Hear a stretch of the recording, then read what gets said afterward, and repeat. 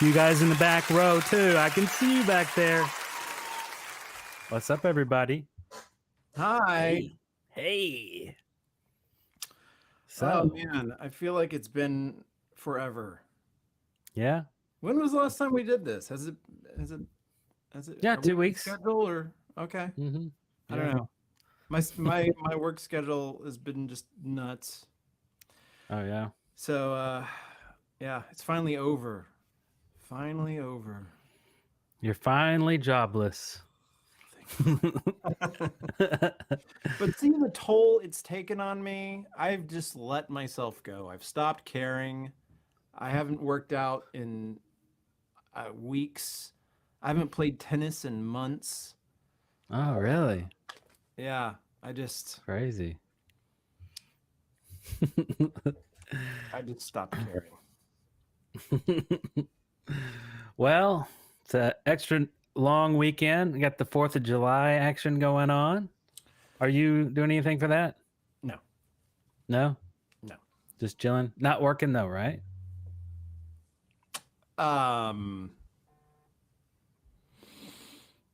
Not working? What? I'm sorry. I zoned out there for a minute. What? Are you off work this weekend? I don't have any work booked until August. Oh, wow. Okay, Now, cool. That will change probably. Right. Yeah, but yeah. Just as of right now, I don't have anything till August. Somebody said like I worked 2 weeks straight. No, I worked 25 days straight. Oh, okay, yeah. Yeah. Wow. Weird not to get a day off in there. I remember when we were shooting features, it felt like that. Yeah. This day after day after day after day, and it was like, don't I get a break? Nope, no break until it's done completely. And it's like, oh, yeah. I need a little more those days. There we go. My sound guy took the day off, so I had to do it myself. So, yeah, 4th of July, we got some, we're doing some cookouts. We're doing stuff tomorrow and the day after. We got the whole weekend booked. Oh, wow. Doing lots of stuff. Various families coming in and coming and going. So yeah, it's gonna be cool. It's gonna be awesome. And we're gonna take some calls too this episode. After the sponsors, after the intermission, we're gonna after the messages, we're gonna have a call-in line. We'll have a link there. We'll put it on the front. We'll put it on the screen here so you can call in, and that will be cool. I know that Dawn wants to get in here because she is she tried a couple weeks straight and never got in somehow. But anyway, FYI, so we got you. Tech support not included. You got to figure that shit out yourself. Right. But mute the stream. That's the thing. Yeah. If you call in, you're just talking to us directly on the chat line. So yeah.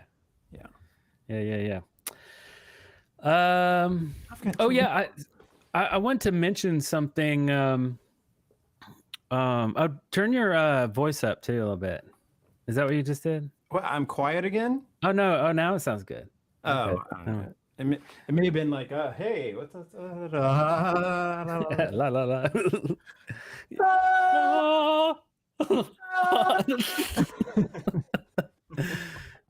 So I want to mention this real quick at the top of the show because I think we might have some new watchers here from C22.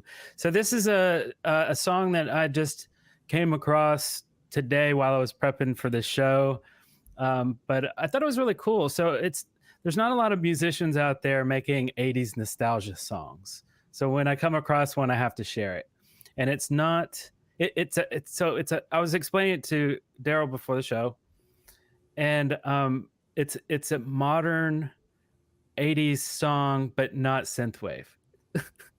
because mostly they're going to be synthwave. So this is kind of a unique because it kind of almost sounds 90s. Here, let me show you.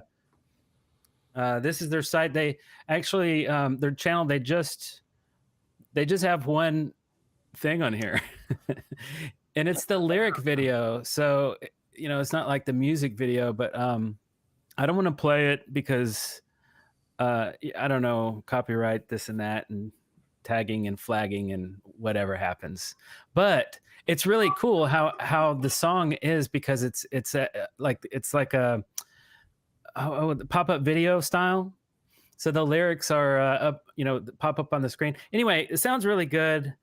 Go check it out because it's super polished. Like, I was really impressed. It sounds like it sounds like a band that's been around forever. And they actually might have been around forever. So if I go to their about page here, been around forever. It says C22, the artist formerly known as Catch 22, and the Sex Machine Band, and First Glance, and probably 6 others. This is where you'll find new music, old music, and everything in between from C22. And yes, and there's 3 names here, so it is a band. Anyway, I guess they've been around for a long time. I commented on their video saying, man, this is freaking awesome. They only have like 500 something views, so go check them out. And they replied, and I was like, yeah, hey, I'm gonna like talk about this on the show tonight. And they're like, dude, really cool. So anyway, this is their this is like some photos on their Facebook page, and you can kind of see them super 80s looking. Anyway, it's really cool. So yeah, go check this out. Is that them now, or is that old pictures of them? Oh, that's a good question. I just assumed it was old, but it could be. Doesn't that look legit? They've been totally like retroing it up. Right. You go and track down some old Polaroid and you shoot with old Polaroid. It's gonna instantly look, the 80s. Right. If that's what they did, kudos.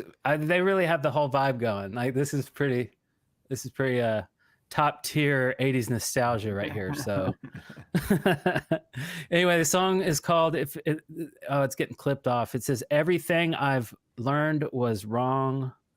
It's getting clipped off because of the screen here, but C22. Everything I've learned was wrong. Anyway, some stuff I did this week was I started over with Quantum Leap and started watching episode 1. Sam! I watched episode 1, 2, and 3 because it's been so long. I just figured, Dean Stockwell, man. Yeah. He was a great actor. Yeah, he was. And cheers to Alice. Hi, thank you. I look different, huh? He looks tired. I do. I look tired. I got all this gray in my beard. God, I've aged in the last month. Yeah, these are the dudes. This is like such a great show. I mean, still to this day, it's so good. And what's kind of cool is Al is walking around with Ziggy. Boop, beep, boop, beep, boop, beep. It looks like a cell phone. Like he's looking down at a screen, the whole time, standing there. He just has the mannerisms as if it was like a phone. And I didn't really think about, obviously back then, we didn't have those, but I didn't even think about it until now, until I rewatched it. I'm like, dude's walking around with a phone, like a touchpad. That's weird. But then he's like hits it, right? And then it yells and screams. Yeah, it's a good show. It's hard to find too, because I don't think it's actually streaming on anything right now, which is kind of a bummer. But speaking of 80s shows, before I get into that, I found a new sequel that's coming out that's freaking blowing my mind. But what did you you've been working though, so I assume you probably hadn't had time to watch anything this week, or Stranger Things. Oh, the next one, the volume 2, right? Finished this season of Stranger Things. Ooh, okay. Well, I haven't started the second part Okay. yet. So are you without spoilers? Are you satisfied? Here's my thing with Stranger Things. And everyone just sucks it up. Everyone loves it. Everything's just it's the greatest thing ever. Like to me, I think at this point it's suffering from what most things of its ilk suffer from, and it's called too much of a good thing. Yeah. You know, the style of TV shows that they've got in this modern era are all very these big epic stories, right? Because now they can do cinematic things on television. That's the great thing about modern television. But if you go back to the beginning of television, like, I don't know, Cheers. What is Cheers? It's a TV show about the everyday happenstance of these people that, you know, that either work or hang out in a bar. Yeah, you could run that series for 20 fucking years. You know, you could have 40 seasons of Cheers because it's everyday life. Right. How many fucking times can something epic happen to the same group of people? It becomes tiresome to me. You know, like really great things only happen once in a lifetime to people, you know? So like, I don't know. I get fatigued with watching season after season after season of these same group of people going, you know, essentially fighting the same fucking monster over and over again. So it was great. Yeah. You know, the first time, it was great the first time. The second time, I'll give it to him. All right, and let's see where we're going to go with it. Third time, I'm like, the third season was good. I actually don't even remember the second season. I think the third season was really good. And now this season, it's just like it's just... And yeah, they wrote in this whole new storyline that actually encompasses all the old storyline. But to me, it just feels like, oh, they're tacking on something new, and then they did a job to make it seem like it was all this all along. I don't know. Just my, I know everybody's eating it up, so whatever. Yeah. No, that's a good perspective, actually. That makes sense.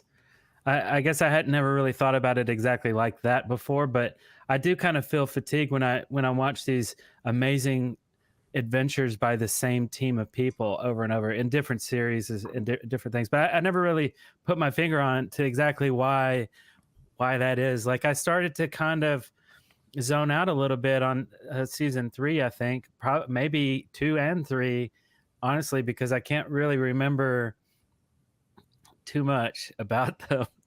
Yeah, season 1 a lot, you know. Between season 2 and 3, I really have no idea, like, which was which or what happened and what. And yeah, I just remember the mall stuff. I think the mall stuff was season 3, which I thought, oh, they did a really good job of bringing an 80s mall back to life, because I immediately was like, oh, I've been there. Look, Orange Julius. Yeah, right. So yeah, okay, that was cool. But yeah, that's the one. Yeah, the mall one. Yeah, I was trying to think of like some other shows that are kind of similar, to where it's just like, okay, like I absolutely love every single season of Karate Kid or Cobra Kai, but I could see that being one that if it goes beyond, like, if it's already told a full story and introduced all the old characters and everything is kind of resolved, there's no reason to go beyond that point, right? And if you do attempt to go over that point, you're on thin ice. You're gonna have to pull out some brand new concepts that are alien to the Karate Kid universe, and that might just scare away people, right? Yeah. I mean, there's no way to really, I don't know, wake people up after you've told the story, right? It's like, no, stay around, everybody. I have some more to tell. And it's like, really? Star Wars did this long ago, I believe. It told the full story. Everything was complete. And then all of a sudden, you know, the crap in the 2000s happened. It just kept going and going. I don't hate Star Wars, but I was such a huge Star Wars fan in high school, and like what? The last one came out in 83. So by 93, 10 years later, when we were in high school, like I was such a huge Star Wars fan. I'm like, oh, but it's over. I longed for more, but there was no more, which is what made it great, right? yeah, right. But like, like a drug addict, as soon as the more you hit it, the less good it gets, right? That's More true. you need. But yeah, and then you just become desensitized to it. So it's no longer you kill it. They're just killing everything by overdoing it. Right. Remember Hercules, right? Back in the early 90s or mid 90s. You loved that shit. I could not watch that shit for Right. I don't think I've ever seen an episode of Hercules. That shit was so fucking cheesy, and you just ate it up. Yes. So let me pull up some images here. Yeah, Kevin. So yeah, Kevin Sorbo, and so the funny thing is, person. it started to kind of get a little like okay. Same thing. It's the adventures of Hercules, and he's the good guy, and he's always saving people that are in trouble and saving villages, and they start to kind of repeat the same stories, but just in a different location. Yeah. It can, that can be repetitive, but I can give something like this a bit of a pass because he's a hero, he's an adventurer, he seeks these things out. So things happening to him repeatedly kind of makes sense. But when they're doing these stories, and it's intentional, because when they're doing these stories of your average person in extraordinary circumstances, right? That's the whole clincher, right? A group of, seemingly normal children combat a, otherworldly force. That doesn't happen every day. Right. Yeah. It's not a common thing. Yeah. Right. But I guess with Hercules, what they did to really energize it and wake people up about after the third or fourth season is they introduced Bruce Campbell, and it was the smartest thing they ever could have done. For you, it's like, here's this awesome thief character coming in, sarcastic and awesome, and it's like, okay, this is my new favorite show now. And then it just rides it right off into the 13th season or however many they made. Yeah, it was really cool. It was Articulus. There he is. What a funny. Were you watching the show before Campbell came on, or did you discover the show because Campbell had come on to it?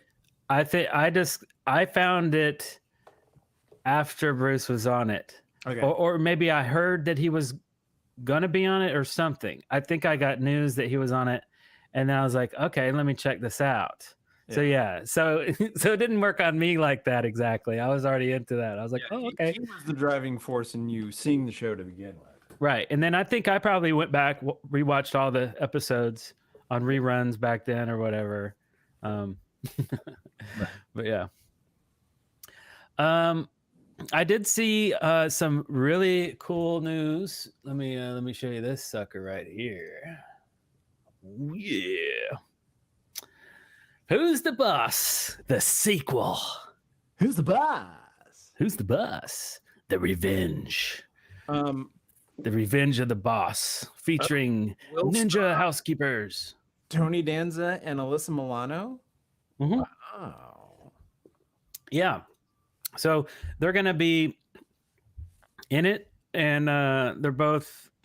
So from what I've read through this article, those two obviously are going to be in it as like the characters, the Marcellis, right? Tony Marcelli and Samantha. Wait, and character's name Marcelli? Yeah. Oh, with a C. Yeah. Yeah. And Mycelli. yeah, Macelli. Yeah. Micellli. Mycelli. Macelli. Yeah, not Marcelli. Like, Yeah. Not Mar. Yeah. So Tony is living with Samantha at her house. Samantha, as the old dude. old Her right. I don't know. He's like sleeping on the couch. I don't really know what's going on there. on the couch. But What does Tony Danza look like nowadays? I don't even know. yeah. Let's see. Tony Danza. Let's see here. All right. He has white hair like Bon Jovi. Like an old person should. Yeah, he does have Bon Jovi's hair. Oh, look at him. That looks good. Yeah. He looks pretty good. Yeah. Yeah. That's a few years ago. Let's see. I mean that looks to be the oldest picture I could find. Yeah. Maybe that. Happy 70th birthday. Holy shit, he's 70? Yeah, I guess so. Yeah. This one he's 70. Yeah. That's cool. Oh. And then No Time to Die premiere. and then Samantha basically looks the same. Last time what's her? Yeah, we've seen her throughout the ages. Yeah, she was in a documentary not too long ago, and yeah, she's been around. So, yeah, cool. All right, so I'll definitely check that out. I would not be interested if it was just a different cast. I mean, what's the point? You know, they just get to use the same theme song. That's it. I mean, that's lame. But this one seems like okay. It's going to be a sequel. It continues the story, and all right, we'll check it out. It's no Perfect Strangers, but it'll do. Balky. Don't be ridiculous. Okay, so I have another awesome story here that's really, really crazy. But first, you have to power up the flux capacitor. Check this out. Sealed Back to the Future VHS tape sells for 75,000 clams. Why? Why on earth? Hey man, you know what? I'm gonna get on Amazon and buy me a shrink wrap machine. Oh, And I tell you what, I'll sell you a sealed copy of Return of the Jedi, Back to the Future for fuck it, I'll do you a deal, $30K. How about that? oh, that's more than half off. I like that. That's right. Slashing prices. So, yeah. What even mean? Why? Oh, it says June 7th is National VCR Day. I guess I missed that. But this is an article that goes on to say that an original Star Wars tape, sealed, can go for $3,500. Even a 3-piece Halloween movie set can bring in $500. Here's a sealed copy of Star Wars for $60K. What? That doesn't make any sense. Oh, look at that! It looks cool in that box, doesn't it? Let's see. Does it have like some info here? 8 near mint. Is that what that means? NM? Like a comic book 9 mint? Oh yeah. Ah, interesting. So they grade these. Oh man, look inside though. The box. Oh, never mind. No, okay, no, it looks good actually. Wow, that's crazy. Ooh. We all had this tape. Everybody had these tapes. That's the thing. Everybody had these tapes. They're just sitting around all ratty and torn up underneath the couch or something. I mean, I'm pretty sure I still have this, but it's not going to be in good condition. Let's see. First Blood, 1982. Current bid of 12,000. Jaws going for 10,000. Wow. I mean, I never really would have thought that VHS, you know, I mean, I put mine right in the trash can. I mean, I didn't even attempt to sell any of it. Well, people need better things to waste their money on, honestly. Hell, just send it to me. Just send it to Darrell. Just send it to me. Just send me $10,000. I'll give you nothing in return other than whatever I might do. Whatever I might do. You can follow my journeys on Instagram. That's a think deal. you'll get more value out of that than purchasing some fucking VHS tape. Stupid. Stupid. Let's see here. By the way, hello chat room. I didn't quite say hello to everybody earlier.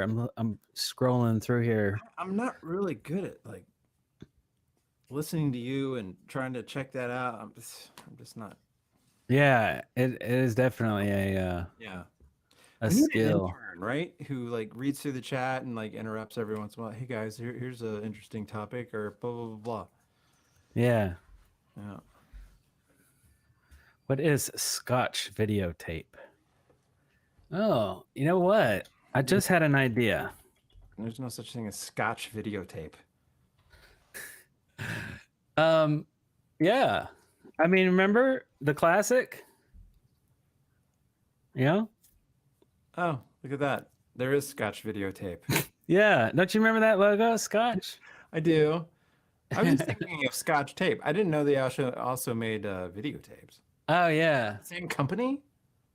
Like Scotch tape and Well, I don't know. I never put that together, but I right. guess it's trademarked. I'm So, saying there wasn't video, but yeah, now that I see it, I'm like, oh yeah, I remember those. but I have an idea, $1 billion idea. Someone can use it. So you make a use it. Scotch. We could You use make a billions. you make a Scotch, and you put it in a VHS like tape set here. Like that would be the bottle, right? But it would be like Scotch, a Scotch drink. Like, but here, let's see here. Scotch bottle. Hard time following you. Okay. Here you go.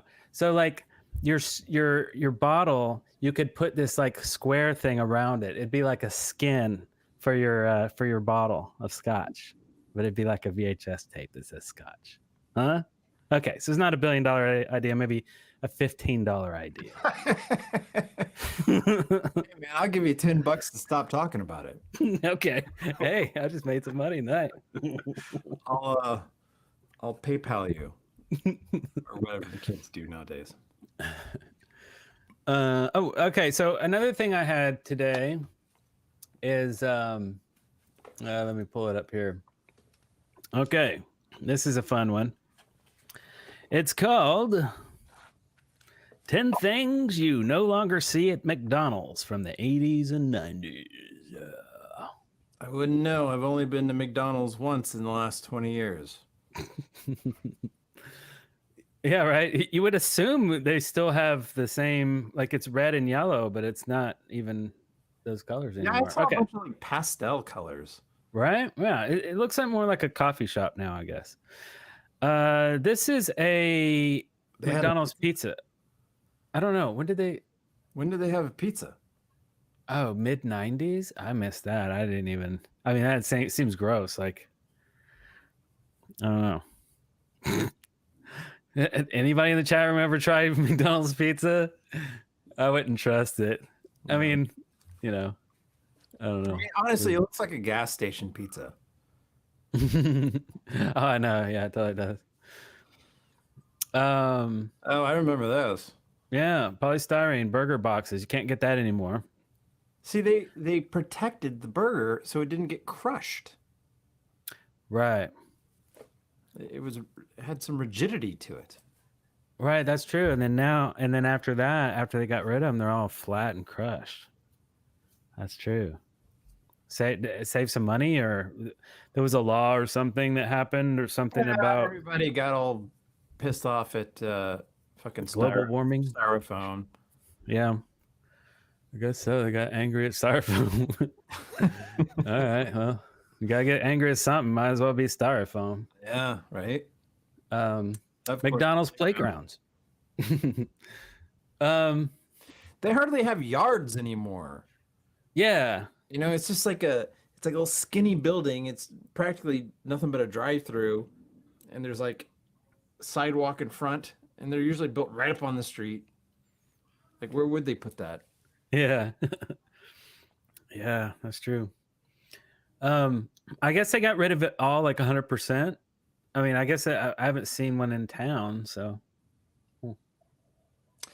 Hello, TC. Hello from Florence, Alabama, the land of my mother. My mother was from Florence.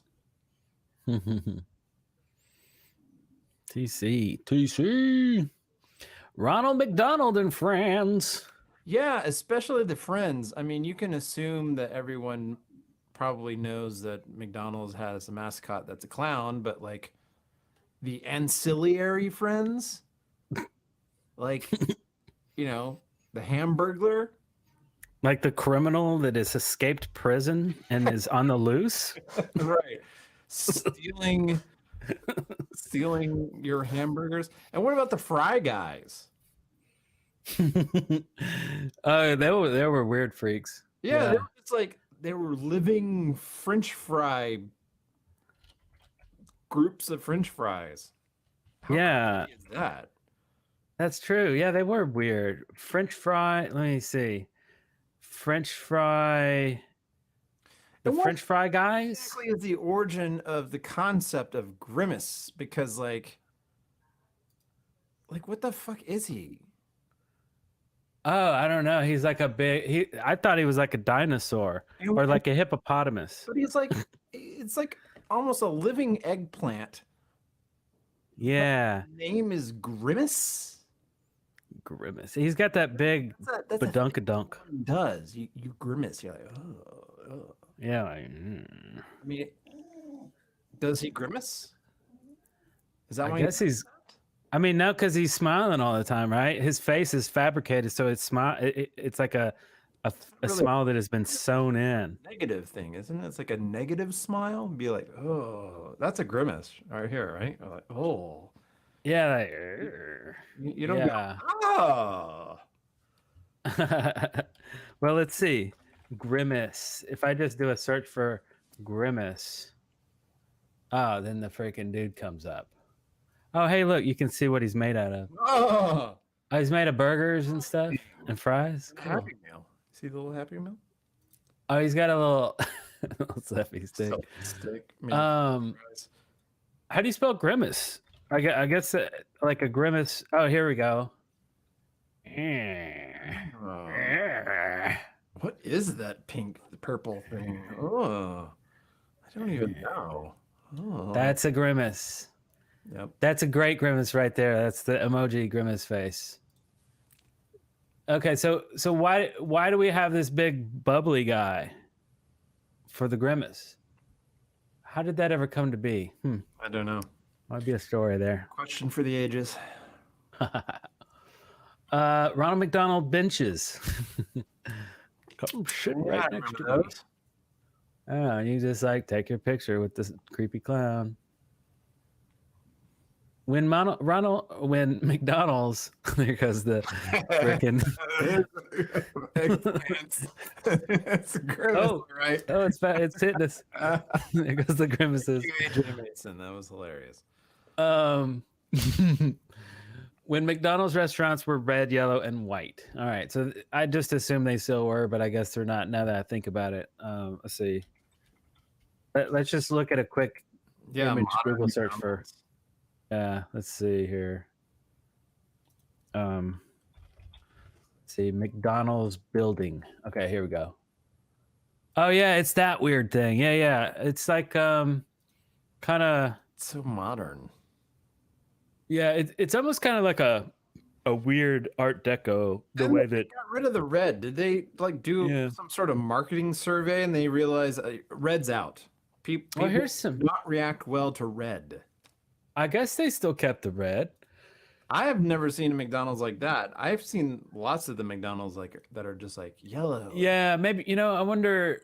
That's like a Obviously, classic that's one. an old one though, but yeah, like this is what we have here in Huntsville. These weird things with it's like a unibrow going over the top, right there.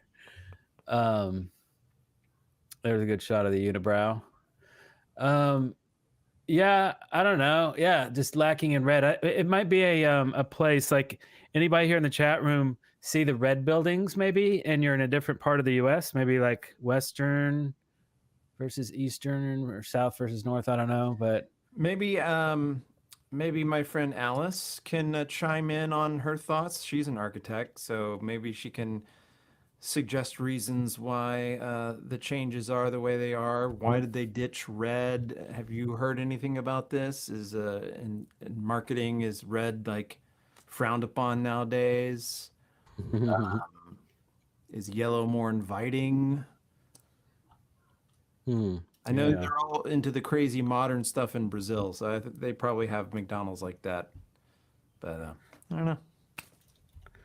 You know what you could actually do is just go to Google Maps, look up McDonald's. I'm looking up way in the Northeast in Maine.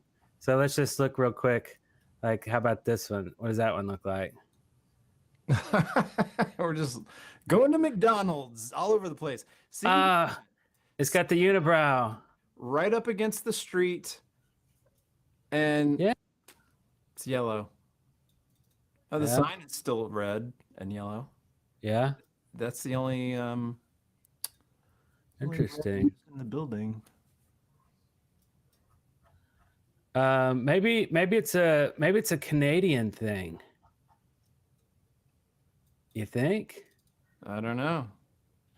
See, in Montreal, So here we are, McDonald's. Oh, there's a bunch of them. Wow, they really like their McDonald's in Canada. I mean, it's got red, but this is like a downtown McDonald's. Yeah, this is an urban McDonald's. Yeah. Huh. They got, what do they have there? Latte, Cafe. overt, over. What is that? It's know. called French. You're in Montreal. They speak What is French. this strange language with these Français? letters? These letters and stuff. It's weird. Okay, we'll do one more. How about in Sacramento? California. We should really get a sampling of the Midwest as well. Oh yeah, I want actually, Nicker D. You're trying to go more outlying. a little bit. Yeah. Yeah, I get it. Here's one. Oh, Wow, this is a weird one. Oh, that's gas interesting. station. Oh, It looks like a gas station to me. yeah. The What? awnings and- I don't know. Yeah, that's the fancy. Okay, all right. One more, like you said, in Midwest somewhere. West, yeah. Montana. Montana. Montana. Montana. Where is it? Where's Montana? Here, let me should light up for me. Oh, it's way up here. Okay. All right. Let's see here. This little area has one. Oh, dang it. It's a downtown too. Taco Threat. What? Huh? Oh, there it is down here. Drive down the street. Yep, there we go. It's the Unibrow. Ah, sure is. Let me go over here. Yeah. So, I mean, they're franchises. So, I wonder when, like, somebody's like, I'm going to start a McDonald's, my own McDonald's.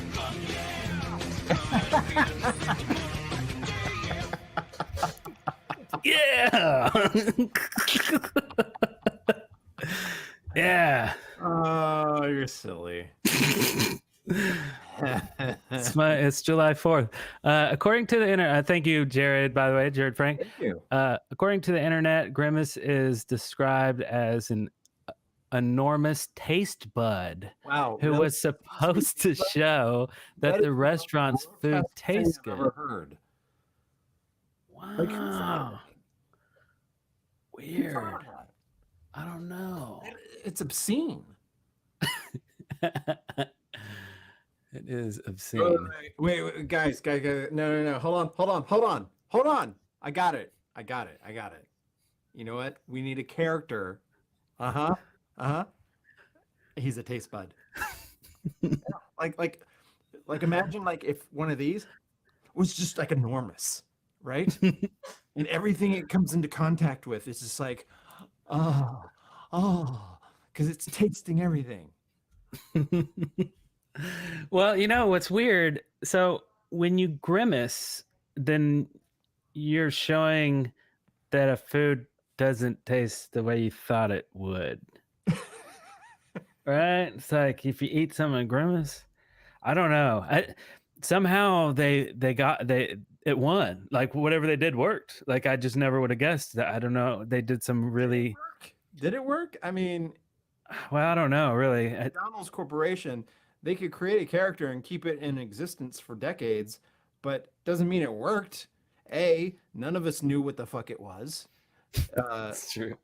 B, we're totally confused by its fucking name. Everything about it is just a big fucking mystery. It did not make any sense. It's the longest running failure of all time.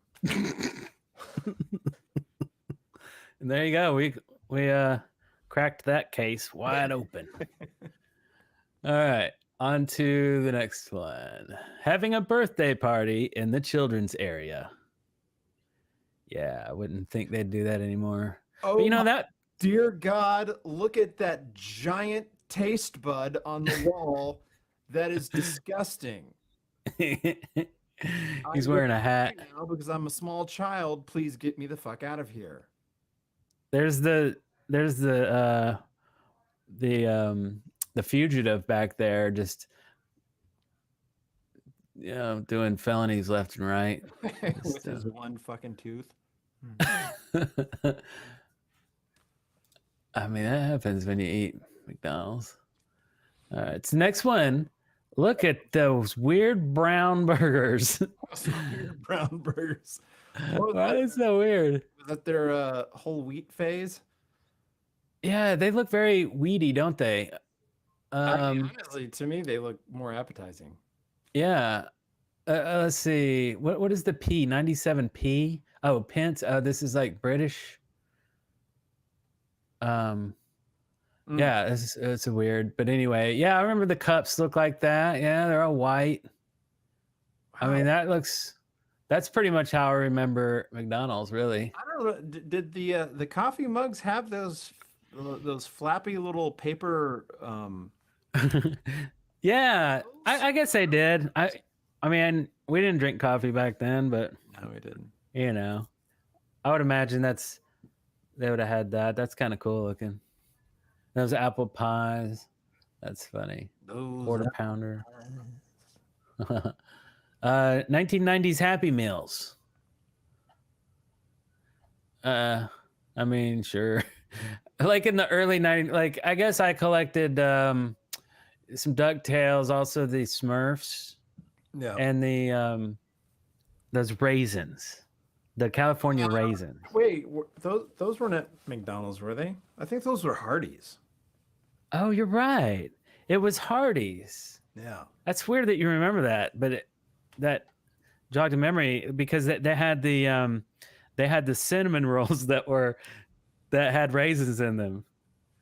And I think when they kicked off that campaign, they had the California raisins on their commercials. Like, hey, look, we got raisins now. Because it's funny. I loved the cinnamon rolls, but I hate raisins. So I would sit and pick them out and eat and pick them. Right. Just picking them out. So I really only got maybe like, 3/4 or half of the cinnamon roll because a lot of it was like wasted. Oh yeah. Stuck Do you to- do you still not? You still don't like? Not a fan No? of raisins. No. Is it the texture or the taste? Uh, it's yeah, it's a combo. It's a combo thing. I mean, they're kind of chewy and gummy. Yeah. Not into that. And then I don't know, like they're sweet. I don't hate sweetness, but I mean, I like grapes. Yeah. They look like tiny little fingers that have been left in the pool too long. Don't they? And it's like, ugh. Okay, let's see. The next one here. Classic McDonald's uniforms. Those little hats. I have heard so many people talk about, like on our McDonald's video Yeah. from the late 80s, so many people comment about the uniforms. Like either like, oh, I remember, the people in there wearing those uniforms, or I used to work at a McDonald's back in 80 whatever, 87, and I remember wearing that uniform. Oh, yeah. So really, yeah, it comes up. Yeah. It looks like the hat's like they're in the Navy or something. Weird. Paper. Right? McDonald's ashtrays. Yeah. Always lovely to eat food right next to an ashtray. We used to smoke at McDonald's, Eric. Well, yeah, we did. It had like just clouds of smoke, and it's like, as long as you stay in the smoking area, you can smoke all you want to. And it's like literally right next to the non-smoking. Right? There's no window. There's no door. There's not even half a wall. There's nothing. Yeah. And it's getting all over the people standing in line, ordering stuff. It's getting all in the food in the back. Like, no one cared. Yeah, but you got to sit over there. Yeah.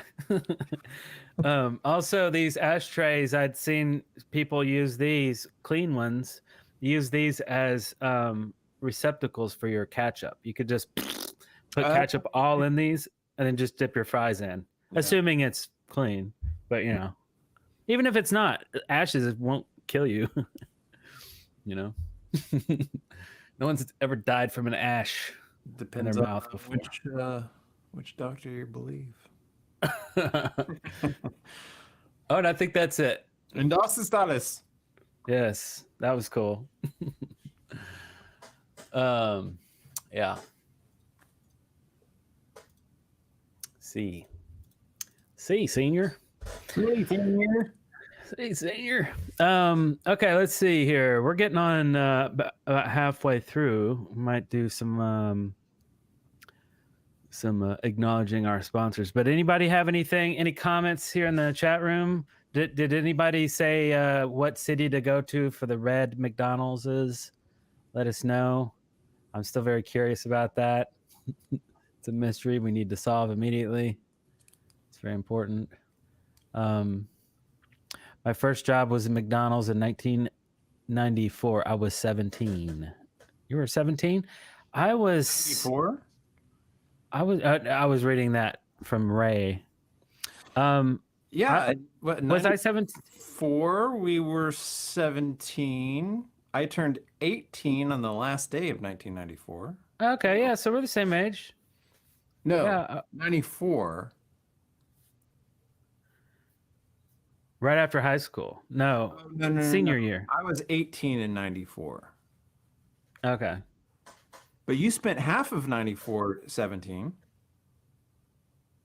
Yeah. And I might have worked at McDonald's when I was 17. Did I? I can't remember. It was somewhere around there. It was very short-lived though, but we did a whole video on our jobs, but yeah. But it was a red and yellow McDonald's. And it was not really that fun. Let's see. Norman Bates, you can't smoke, and Mickey D's no more. No. So no. Yeah, it got kind of ridiculous though in the 80s, where people could like smoke in the mall, like anywhere. You could just walk around. What about a fucking airplane? Yeah. secondhand Mhm. smoke, where can you go? You Yeah. can't go anywhere. You're in a And, smoke. like I remember in the malls, they had little ashtrays, little standing ashtrays everywhere, and people just walking around. Mostly people would sit down on a bench and smoke. There'd be like 5 people smoking or something on a bench. So you'd walk by kind of a cloud. But then somewhere in the 90s or late 90s or something, or maybe early 2000s, they had these dedicated smoking rooms with a door and everything in the mall. So it was literally this one little open, you'd open it up and it's like this lounge with chairs and benches. You open it up, it's just you just sway through there like I can't see the wall. Where am I walking? Oh, there's a chair. And then and you just that was it. That was your smoking experience in the mall. Like I don't understand why anybody would have wanted to do that. I guess it was like, I have to have one, and it's like you could just walk outside for a second, but people did that at least in the malls in Huntsville, smoking lounges. It was the nastiest thing. Ugh. Oh, so somebody put. I must have missed it, and my mouse is over there. I'm not gonna get it. Come to Vegas, baby. So yeah, you can smoke anywhere in Vegas. Yeah, you still can. Yeah. I didn't realize this because I worked in Vegas earlier this year. I hadn't been to Vegas in 20 years. And I get there and I'm walking through the hotel. Well, I'm walking through the casino to get to the registration to check in for the hotel. And I'm like, there's this weird smell and it's kind of familiar, but I don't know. No idea. Can't figure it out. Check in, blah, blah, blah, go up to the room, blah, blah, blah, come back down. Walking through the casino again, and there I see it. Somebody sitting there at the slot machine, smoking away, and I was like, "That's it! Holy shit! They let people smoke in here." Yeah. I hadn't smelled that scent in ages, but it was in my mind. I knew what it was, but I just couldn't put my finger on it because I hadn't seen it in fucking 20 years. Right. Doors just like freely lighting up and smoking a cigarette. I don't get it. Why? Yeah, that's weird. Yeah, pretty crazy. I can't remember. I think they still have those aquariums. Frank is asking, do they still have the smoking rooms in the Atlanta airport? Yeah, so they used to have these little glass rooms. They were just like cubbies, right? And they had glass walls. That's what the mall had. You could see all the smokers in there. It just looked like an aquarium of fucking smokers. I think they must have gotten rid of them by now. Yeah. Yeah. It's funny. Yeah, an aquarium. Yeah. Like a zoo. Like, look, that's the smokers. Let's see. Yes, you can literally smoke in the casino in Vegas. It's crazy. Yeah. Yes, it is weird. So yeah, apparently somebody must have done a study, right? The casinos must have done a study saying, oh, like the majority of our clientele smoke. Right. You don't want to push them away. It is, yeah. So we would rather allow smoking and push the non-smokers away than not allow smokers and push them away, because apparently they're more likely to be gamblers and spend money in a casino. Right. Yeah. Because most people want to smoke when they're drinking. So it makes sense. It's like if they get up and go outside to smoke, every time they do that, they risk getting distracted and go, oh, what's this over here? And then you're out. Yeah. So yeah, that's I think that's 100% why they want you to stay. Same thing with the clocks too, right? They remove all the clocks, so you don't know what time it is, and the chance that you go, oh, it's late, I need to go to bed. But if you don't see a clock, then chances are you won't know. I mean, maybe 20 years ago that was a thing, but now everyone has a big fucking clock. Right. Yeah. You know. But you might just forget to look at it. Because if you look at the wall and there's big numbers on it, you're like, oh my God, it's 3 a.m. you know? But yeah, that was probably an old thing. So we're going to do some calls. We're going to pump this show up to the next level. So get them. Oh, I had one last story. I was trying to find a eloquent segue, but fuck it, I'm just gonna like dive in. So, Okay. with all my working, right, a lot of it was on location stuff, you know, doing live events and blah blah blah blah. But 5 days, anyways, I had this fucking epic edit, right? I shot a bunch of videos like a month ago, and now I had to put them all together, and I had this very narrow window to do it all. And it was an immense amount of work. I mean, we're talking like 50 videos, all sit-down interviews. It's essentially all the top-tier people of all these different companies, and they're being recognized for, you know, their amazing growth in their local Atlanta companies. And so it was all these like fucking packages of this company and that company and this company and that company and these people and these people. But one of the things that they also wanted was, hey, we want a blooper reel of all the videos. Okay. Right. So I pushed that off to the end because I was on a very tight deadline, and I was like, you know, if it comes down to it and I miss the blooper reel, they'll probably forgive that. I got everything in on time because they were launching. It was all going on a website and being launched on a very specific date. So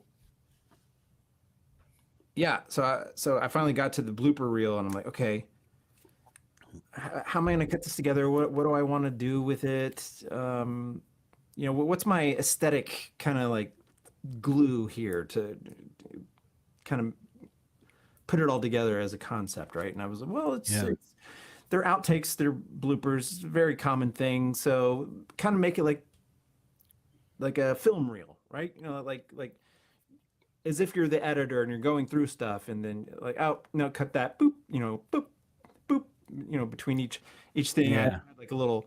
So I was like, oh, I want like some film tails or headers. You remember those? Like, oh yeah, with the beginning of a film, the dirt and the writing, and yeah, there's like they'll mark stuff, you know, they'll identify it, and when you run it through the projector, it just kind of flies by and it looks all like all this weird stuff. And I remembered, I was like, oh shit, I did something just like this a while back for some promos I did for my own film, but I handmade all these.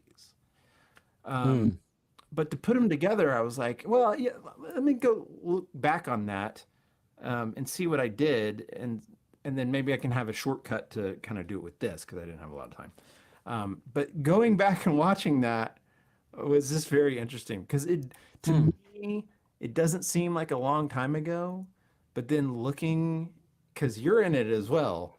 oh yeah, I was like, holy shit.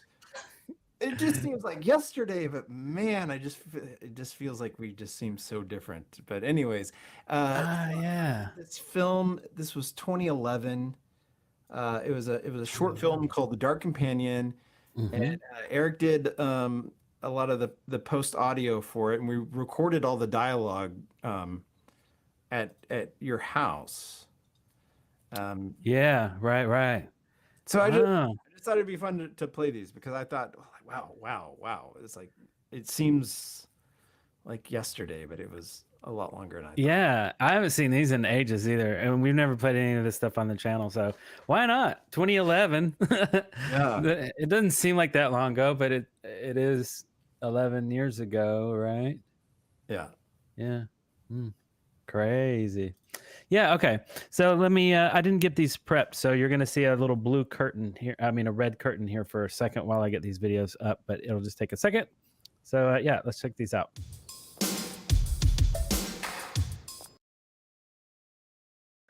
Okay, oops, I didn't mean to do that. Top that.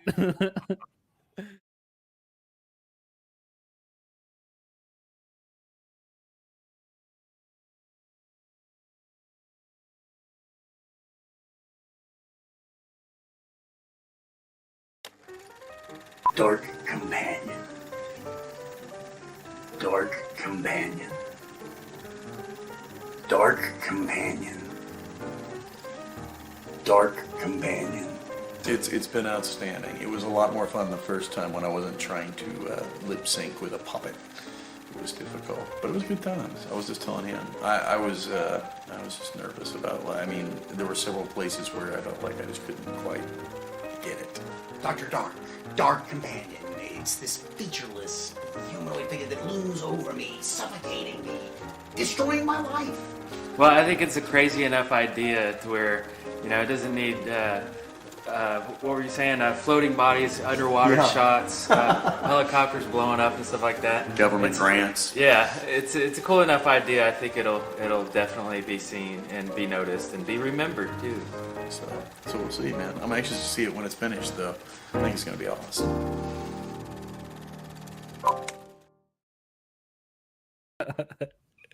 Nice. Yeah, I did have those little headers at the end. Yeah. Did you reuse those for your current project? No. Like I handmade everything, and if you actually slow it down and look at it, it like says things related to like Dark Companion and blah. Blah, blah. Oh, right. Yeah. Oh, okay. That's pretty cool. But yeah, the second one is can you play the second one? Yeah. Okay. The second one is Christmas Yeah, well, it's promo. it's still the same stuff, but I'm in that one too. So. Okay. All right. Here's the second one.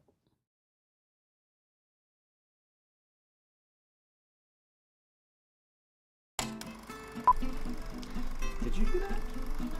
That's never coming out, you know. Oh, hi. Darrell Hazelrig from the set of Dark Companion, The Dark Companion. Let's start over. A little bleach, a couple of hacksaws, that'll come right out. That's not. Oh, hi. Darrell Hazelrig here from the set of The Dark Companion, and two of my actors are with me. This is Howard and Frank. Hi! And they have a little message for you. I want an official Red Ryder 200-shot carbine action dual range model air rifle. Don't shoot your eye out. Shut up. You shut up. Puppets. Kumite! Cut!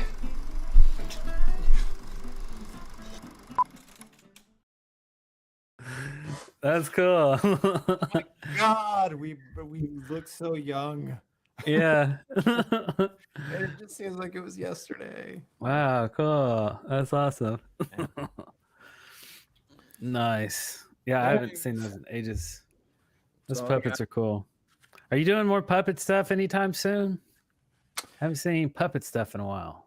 No. So for those who don't know, for the better part of a decade, me and two fellas here in Atlanta had a company called New Puppet Order, and we were producing all kinds of puppet films, crazy, dark puppet films. They weren't like for kids. Don't show them to kids because there's lots of like fucked up shit in them. That particular one was called The Dark Companion. I wrote and directed it. It was about a puppet who has I've forgotten my pitch now. Who has a mental breakdown when he realizes that he and only he can see his puppeteer and no one else can. An existential crisis. That was Yeah. It's an existential crisis when he realizes he can see his own puppeteer and no one else can. But yeah, actually, I took it to film festivals all over the country, and it played very, very. It was probably the most popular film I've ever made. Yeah, that was a lot of fun. But yeah, we've disbanded it. I don't know, everybody's lives. You know, Bo and Sam had kids, and you know, they're busy doing that, and yeah, just no time for the puppets. Mm-hmm. Maybe again. Maybe one day. Mm-hmm. Get some E&D puppets. Sure. And a Larry puppet. So I can see a little stories being told like that. That'd be cool. That'd be awesome. And they all go to McDonald's or something. I don't know. Okay, so I guess we're gonna pause for our sponsors Break. and we'll be right back. So get your phones charged up. If it's on 1%, gotta plug it in, man. And Dawn, hopefully you're here. We'll get your call. And you don't need any software, by the way.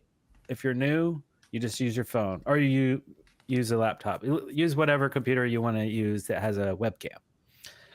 And we'll get you on. It's going to be cool. I saw someone talking about, hey, this is E&D Live. We don't talk about politics in here. I didn't see what you guys were talking about, but that's true. We don't really talk any kind of politics in here, any kind of stuff like that. We just talk about grimace. Okay, you don't have to control your thoughts. Someone else will control them for you. Nice. That's funny. Okay, well, we'll be right back after these messages.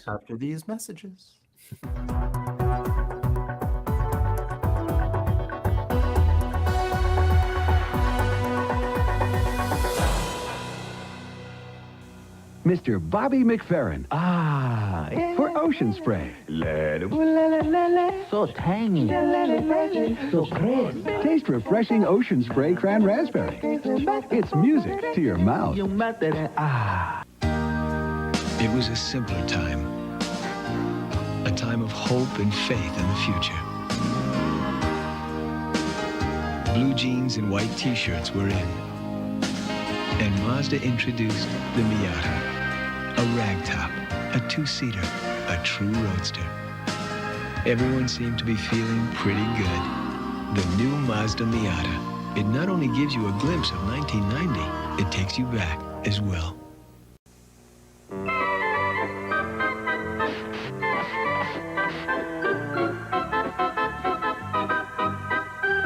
It's easy to see why people are switching to scrub-free bathroom cleaner. It cleans on contact. we put the lime juice in the Skittle. We are pleased to reveal. We put the orange juice in Skittles to give a more appeal. I say Skittles. I would like to introduce. I say Skittles. Now there's real fruit juice. We put the grape juice in the Skittle and the strawberry too, and the juice of the lemon. So you have yourself a few. Real fruit juice in Skittles, bite-sized candy Skittles. Taste the rainbow of fruit flavors. Woo. This young man may not look like a Hollywood star, but he is. Now, on the next Entertainment Tonight, we've got the inside story about a courageous actor who's conquered overwhelming odds to make television history. His name is Christopher Burke. Born with Down syndrome, he's doing something most would say is impossible. He's starring in a primetime TV show. I would love to be the role model. Meet this remarkable man who's making his dreams come true. Make your wish, make your wish. Only on the next Entertainment Tonight. Tonight at 7:30, right after Jeopardy, here on Channel 7.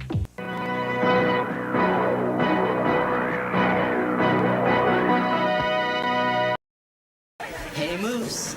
Yeah, Randy. Do you want to buy a very rare television set? What's so rare about it? This set used to belong to Sir John A. Mcdonald. Oh, right. They didn't even have television in those days. That's what makes it so rare. Hey, Kevin. Yeah, Angie? Today my teacher told me that I'm brilliant, imaginative, and most original. In your schoolwork? No, and inventing excuses for not having my homework done. Hey, Moose. Yeah, Kevin. Have you ever watched our writers type? They type like lightning. That figures. Have you ever seen the damage that lightning can do? Hey, Kevin. Yeah, Angie? I'm a fast typer myself. Yesterday I typed 4 letters in 60 seconds. 4 letters in 60 seconds? Wow, that's fast. Yep, 4 letters. D, E, A, and R. Speaking of typing, hey, Randy. Yes, Moose, my love. Yeah, right. Do you know what a double space is? I'm not sure.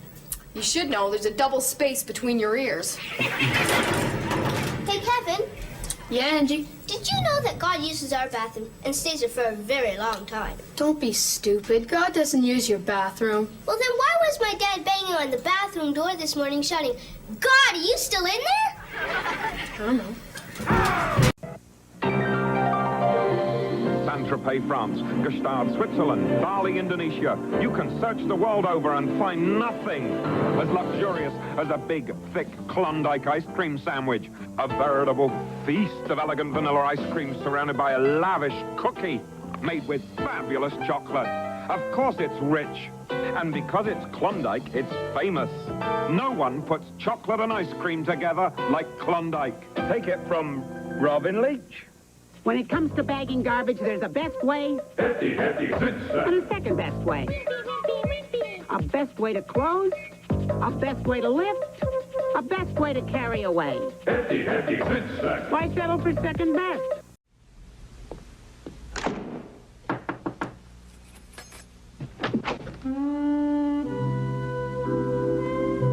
Hi, I just moved in next door, and I was wondering, could I borrow a Diet Pepsi?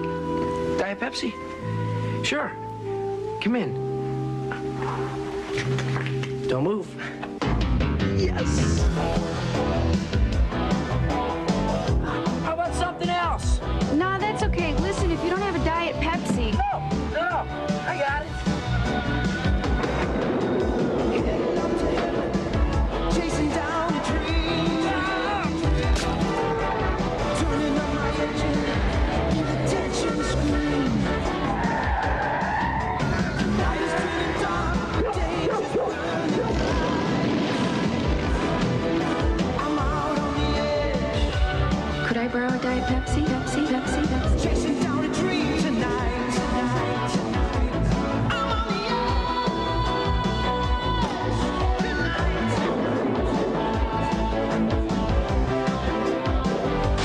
You okay in there? Here's your Diet Pepsi. That must be my roommate, Danny. Danny? Hi, I'm Danielle. You got another Diet Pepsi? Sure. Diet Pepsi, the choice of a new generation.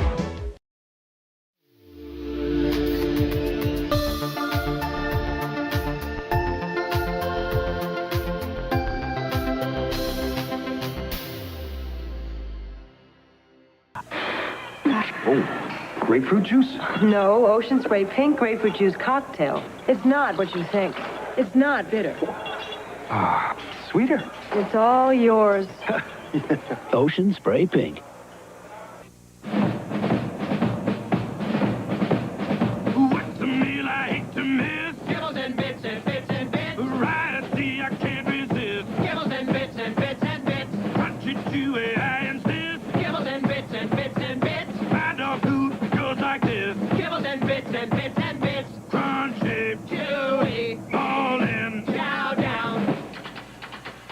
And try Kibbles and Bits and Gravy Bits. And Puppy Kibbles and Bits, too. Hi, Roy Clark with a challenge that's big news. Do you believe new improved Hunt's ketchup tastes better than Heinz? I've never tried it, so I don't know. Would you take the Hunt's taste test? Sure. You picked Hunt's ketchup. Nationwide, more people prefer new improved Hunt's ketchup over Heinz. I can't believe that. New improved Hunt's, terrific new taste, unbeatably thick. I'm going to change because I like it much better than the Heinz. Much better. Take the Hunt's ketchup taste test. You'll believe it, too. They're three troubled children, and he's the trouble. Where have you been all your life? In a closet? John Candy is Uncle Buck from John Hughes, rated PG. Starts Wednesday at a theater near you. You can play it by the book. Literature. What is Brave New World? Who is Edgar Lee Masters? Play it by ear.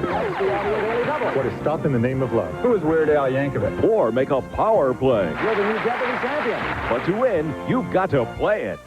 Jeopardy! Tonight at 7 here on Channel 7.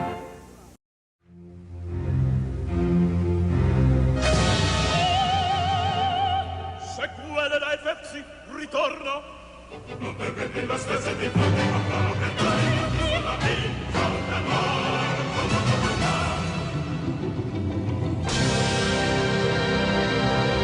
Annuncia dai Pepsi Si guerra contra il nostro grito,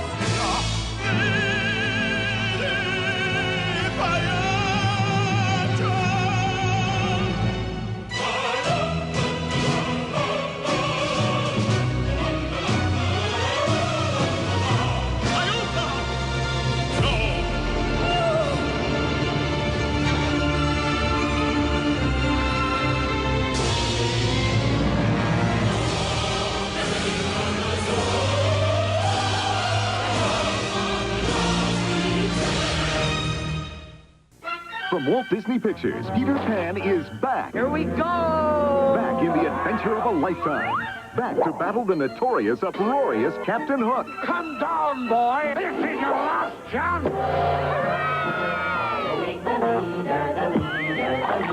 It's the story of the boy who never grew up in a movie you'll never forget. Only in theaters, it's Walt Disney's classic, Peter Pan, rated G. Now playing at a theater near you. Check newspapers for showtimes.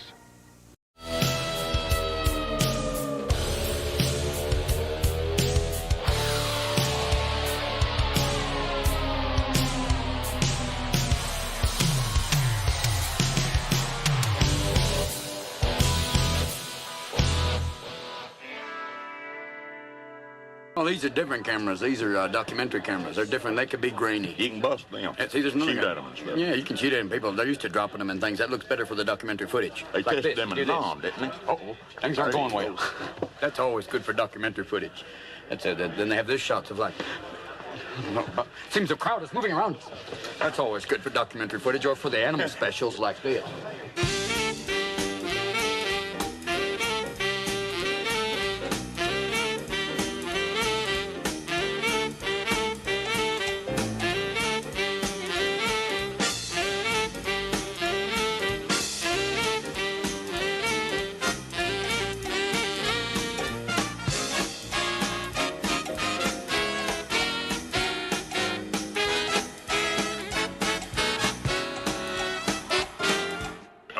This is what it's like back here. We're just hanging, fishing.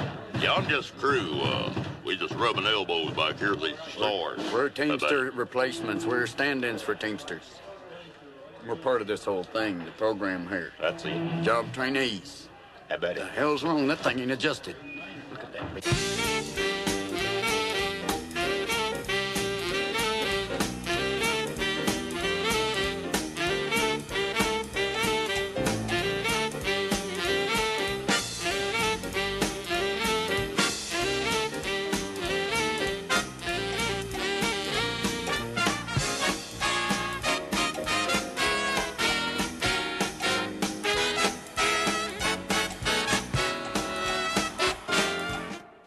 No, we have two. Oh, Jesus. We were just having a personal conversation. Just discussing life as we know it. Look at the size of this. Do you like this? Are accessories important? I think very they much are. so, for hunters especially. I know. You never know when an animal's just going to jump on you, and you don't know if he's going to match your coat. That's it, or if he's going to become one. That's the most important thing. You know, I think live furs are very important for the women in the 90s. If you're actually wearing an animal and someone you don't like is there, you just say sick. Hurt them. That's not bad, you know. That's it. Pause. Fur will just fly. Fur. And if you have a baby seal on, if you're near a pool, you're fucked. He'll drown you. Ah! We'll be right back. We're talking fashion. I'm Bob, and this is our show, In Your Ear. Not since the days when Grandma was a bathing beauty has there been such a table-clearing phenomenon. The Friday Night Fun Club on ABC has everybody hungry for Perfect Strangers, Full House, and Mr. Belvedere. It's Yummy and tummy. And all you have to do is watch. Plus, this week, the new treat, Philby. All right. No pushy salesman will call. No physical required. It's all free on ABC. Oh, look at that. One look and you're hooked. Join the Friday Night Fun Club this week.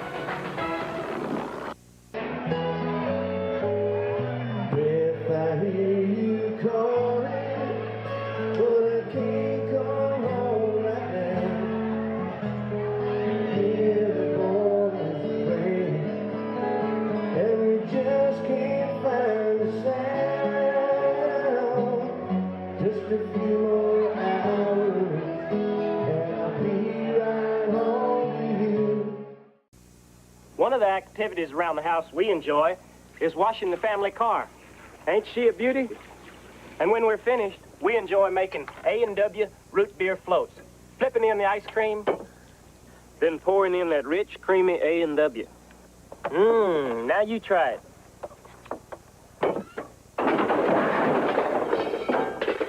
Darn, only had 20 payments left.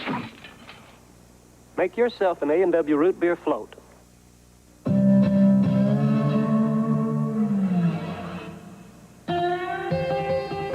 Just between you and me.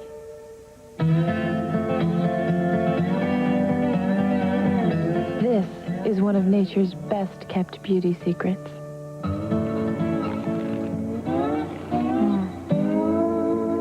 Satisfying. And it's healthy for you, too. Foxy, the natural beauty food. We wear short skirts. If you dare wear short skirts, Nair for short skirts. Nair leaves legs smoother, longer than shaving. Cotton test proves it. Now new Nair with no offensive odor. Nice.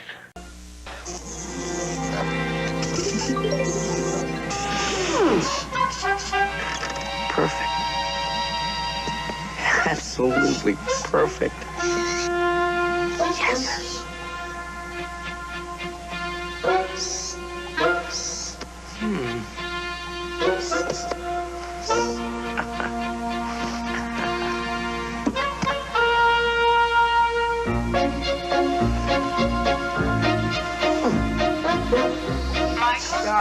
Michael?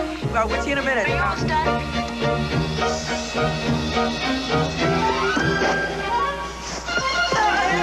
What's going on in there? Michael? What's taking you so long? Michael, you just don't look yourself today.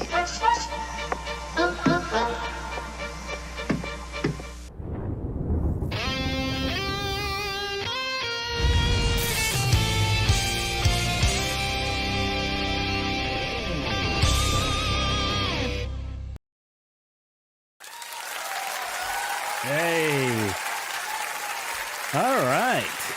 Now that was a lot of Michael J. Fox pimping out that Diet Pepsi. That last one was a Super Bowl commercial. That boy just gets in trouble left and right. I tell you what, man. There he was. He got locked out, and the boy finds himself on stage. And then, what happens? His own creation runs off with his best girl, and he's locked outside. My word. Get you some A&W. E. Emmett Walsh. Yeah. So that A&W commercial, E. Emmett Walsh, originally famed from, this is my brother Darrell, my other brother Darrell. My name's Larry, but also was the guy in Blade Runner. These are my friends. I made them. But then also went on to illustrious career in the Deadwood series as the hotel operator. And my friends would I have a group of friends here in Atlanta, and we were all obsessed with Deadwood. But I can't remember his name. E.B. Farnham. E.B. Farnham. Fuck yeah. Oh, yeah. Wow. Yeah. Yeah, okay, I could see that. I never watched Deadwood, I don't think. You cocksucker.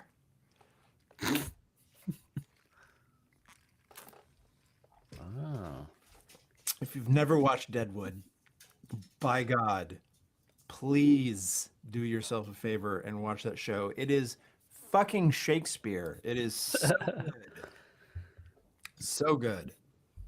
One of the best series of all time. And it's a shame that they canceled it the way they did. Is that on HBO? HBO. Yep. Okay. From the early 2000s, 2003, 2004, something like that. Yeah. First season was fantastic. Second season is when it really, really gets into the language and it starts becoming Shakespeare.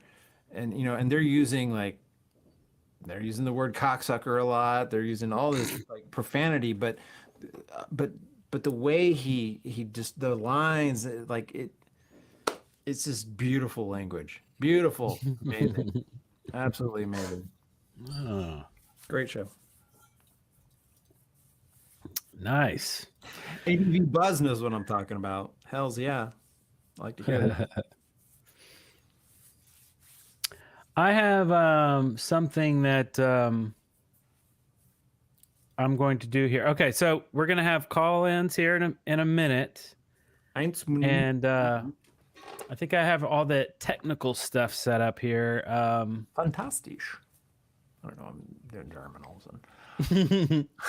But I did want to quickly, right before we get some callers here, actually, let me go ahead and pull up the text and let you guys start connecting. And then I have one quick little thing I wanted to tell you about. Is that it? Okay.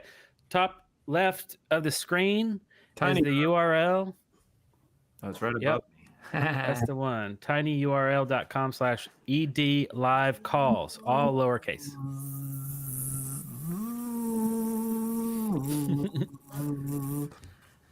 And I should start seeing people pop up in this other room. I hope.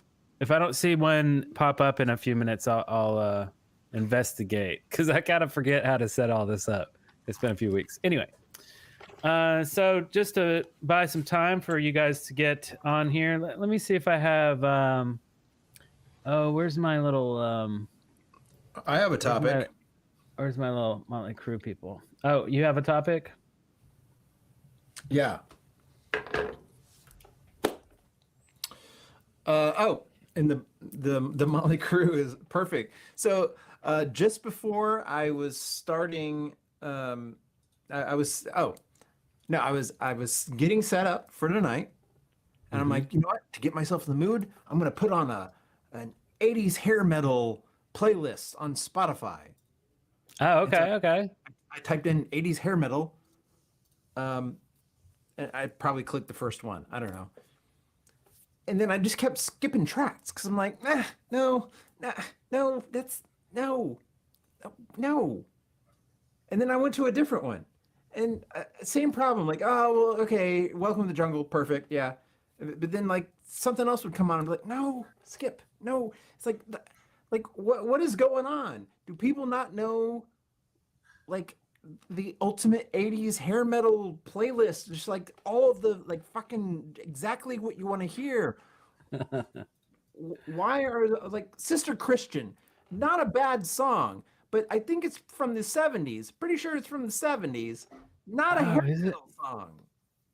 Not a hair metal song. Doesn't belong on that list. Oh, okay. And there were some, like Extreme. Yes, now maybe Extreme, some of their earlier stuff could be classified as hair metal, but More Than Words does not belong on a 80s hair metal playlist. More Than Words. Yeah. Oh, by the way, if somebody needs the password, I forgot to tell you, it's ED, lowercase, yes. Ed. Anyway, yes. Continue. Erectile dysfunction. Dysfunction. So, I'd like to hear from everybody. Is Sister Christian from '85? Well, still, it may, even if it's from the '80s, it's not hair metal. It's not hair metal. It's not, and it doesn't belong on one of those. So, yeah. So here's what I want to do. I want everyone to, like, fucking throw some songs out there, like a list, or if you have a favorite playlist on Spotify that you listen to that's like all hair metal, and I mean hair metal in all of the derogatory term that it is, like whether you love or hate that term, I mean, it personifies something very specific, right? Yeah. And you can't deny it. So, like, I want, like, get on Spotify and make me one, or maybe we should all get on there and make one together. Is that a thing? Can people add songs to a playlist, a community add to it? We should do that. We should have like a community playlist. I think so, right? Yeah. Spitballing now. Yeah. But anyway, yeah, a community contributed playlist that would be cool. Post that in our Facebook group. Yeah, and let's get that going. That would be actually that's a pretty good idea. Okay, I like that. There we go. There we go. And I'll mark that one off my list. Nice, okay. And just real quick before we get these calls in, I have a 4th of July joke I'd like to tell. Get ready, everybody. You know it's funny when I tell a joke, right? Like I don't tell any jokes that aren't funny. So, all right, ready for this? What did one American flag tell the other? What? Nothing. It just waved. Okay, I have one more. Where was the Declaration of Independence signed? In Philadelphia? At the bottom. Okay, I have one more. Last one. What do you call a cartoonist who is an American revolutionary? What? A Yankee Doodler.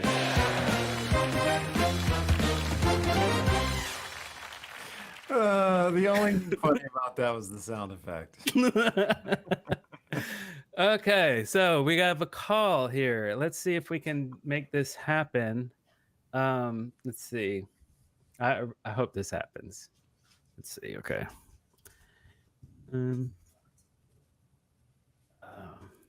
Oh, wait. No, we had a caller and it dropped. Shucks. Okay. Call back.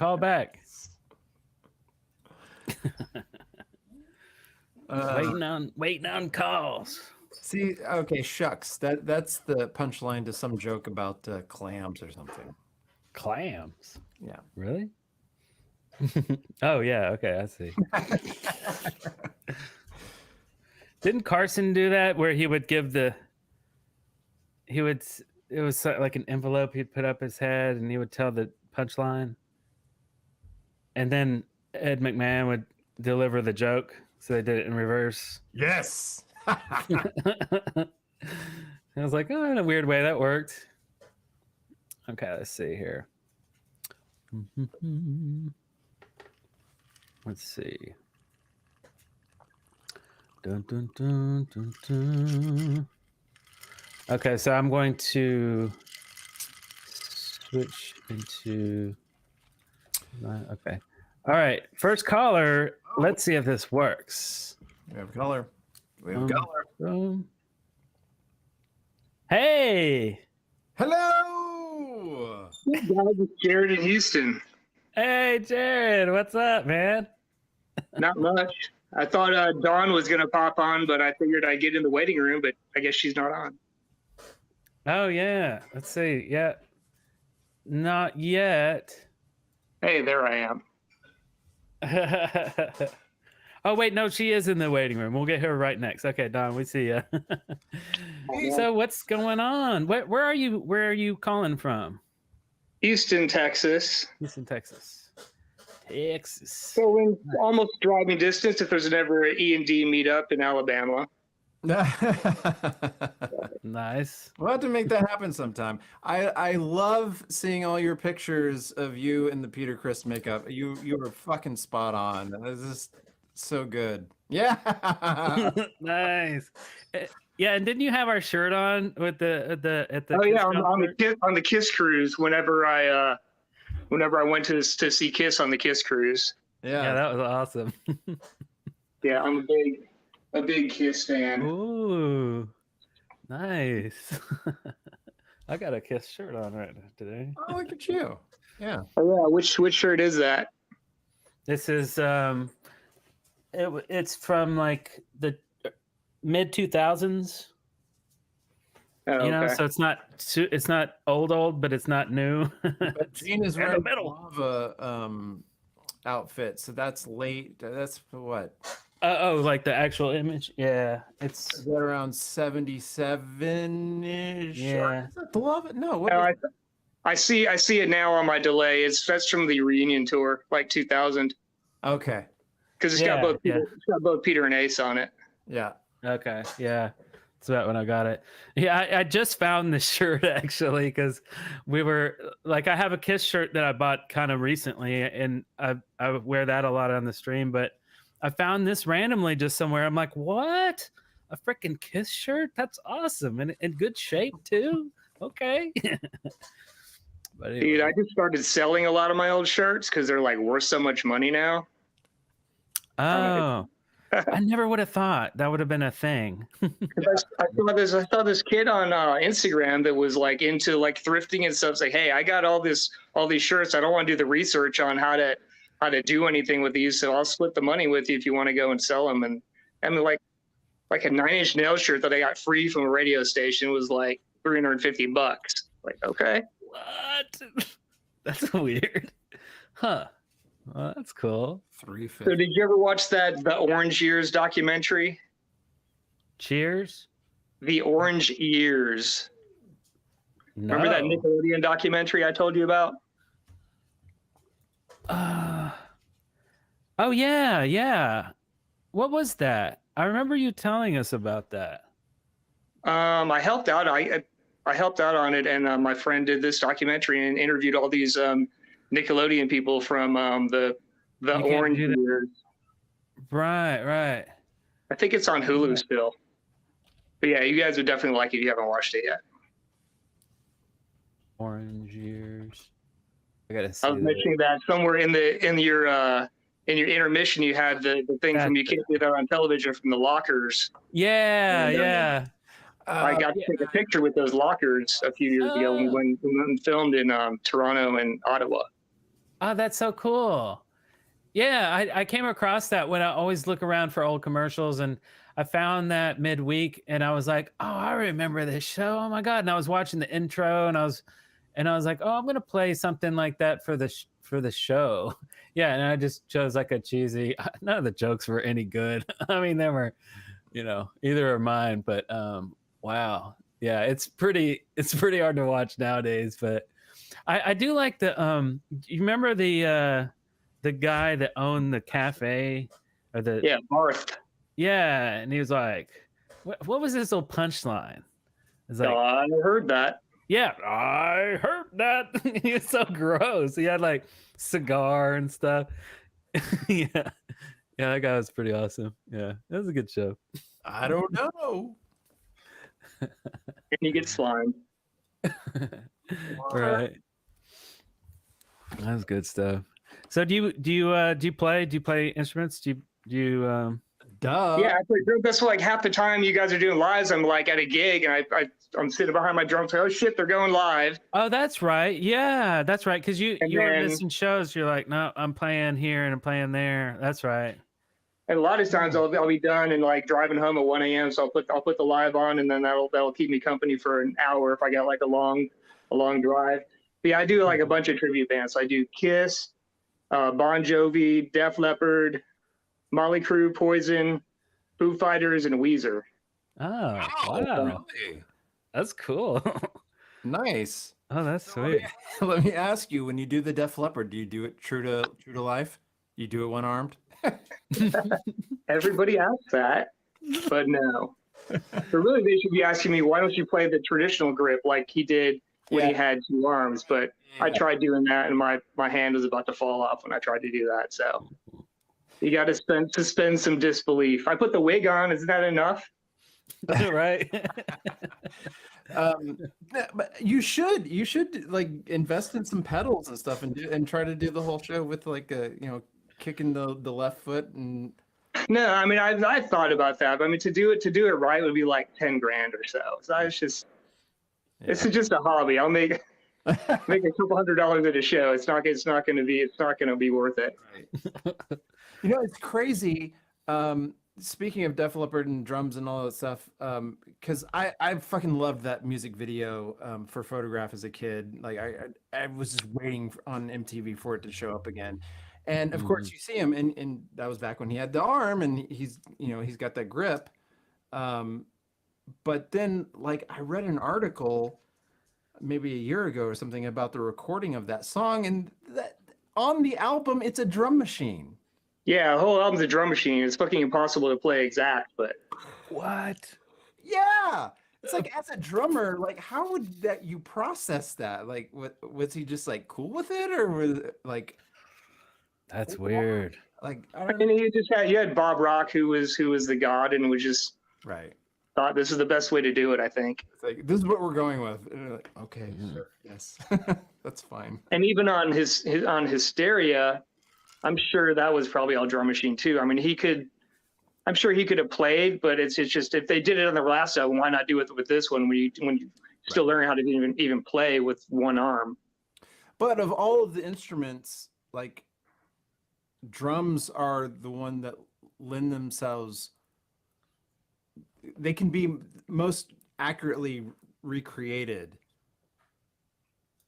Yeah, I mean, he's doing it fine. I mean, he's playing a little bit slower than he probably would if he had two arms, but. But yeah, it's fun trying to play his stuff. All the bands I do it's fun trying to delve into try and do it as exact as possible. Yeah, and the Kiss stuff. Do you do the drum solo, like the Peter Criss drum solo? I hate drum solos, so when we have to play a drum solo, I pretty much just play the shortened version he does on Alive 2. Yeah. Because I mean, they cut that down. Like, it was probably 5 minutes, and they cut it down to like a minute maybe. Yeah. So I'll do that just so there's something familiar. And if I hate drum solos being with, I'd rather play like another song. I'd rather play Mr. Speed or Crazy Crazy Nights and not subject someone to a shitty drum solo. Yeah, but I don't know. It was all a part of the show back then, and I just loved his drum solo because it was a lot of like Tom fills, that kind of stuff. So I don't know, it's just kind of fun. Mm-hmm. It's too long though. Right. I mean, I understand it. And I understand it though. It gives the other guys a break for sure.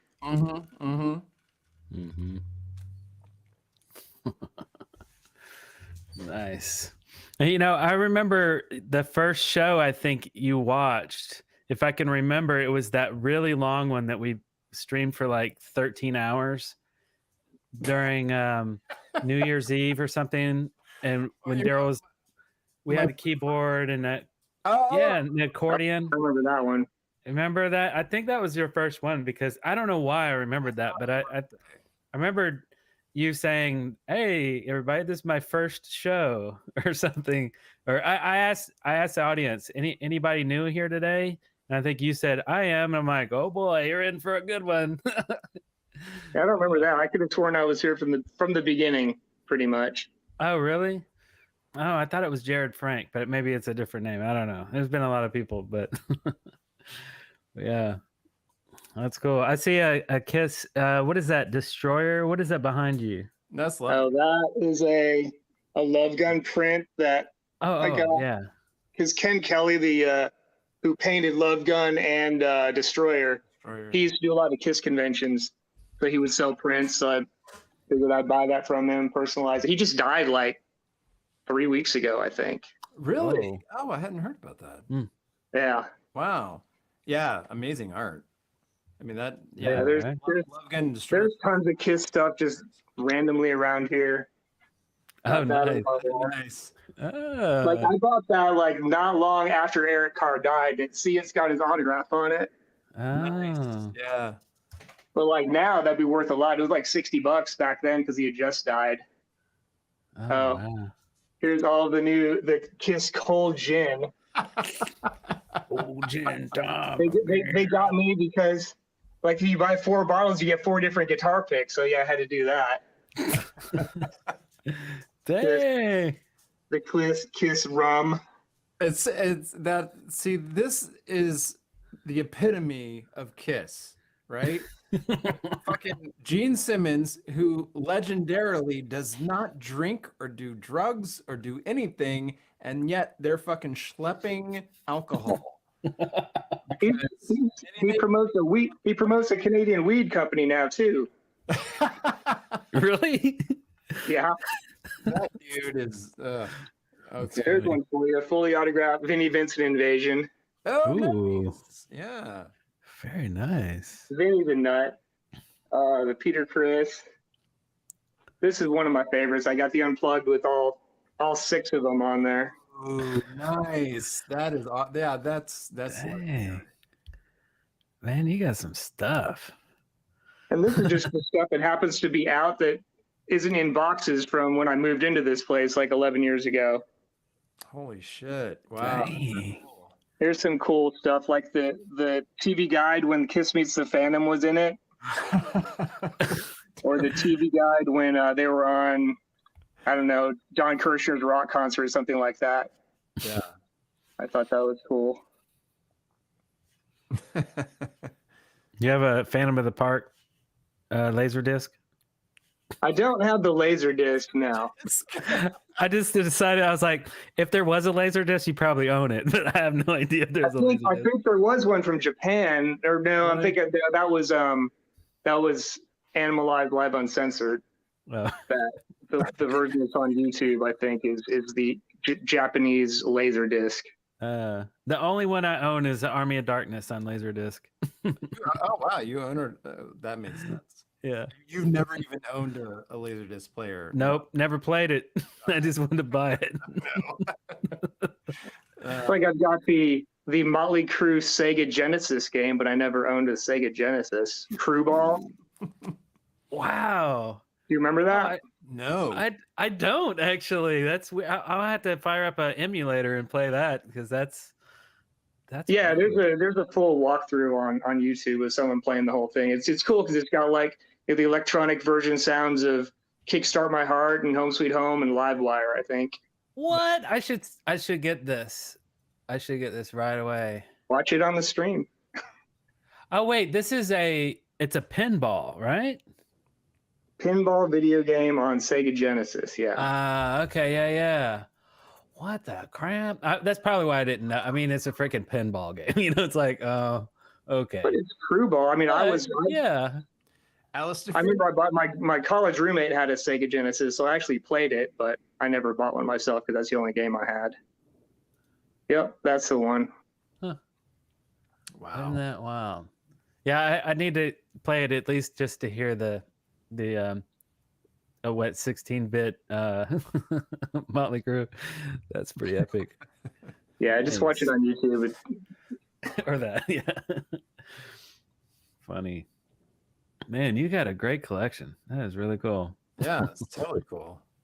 Mm-hmm. Yeah, I wish you guys could have gone to that Creatures Fest in Nashville. I could have brought you some cold gin.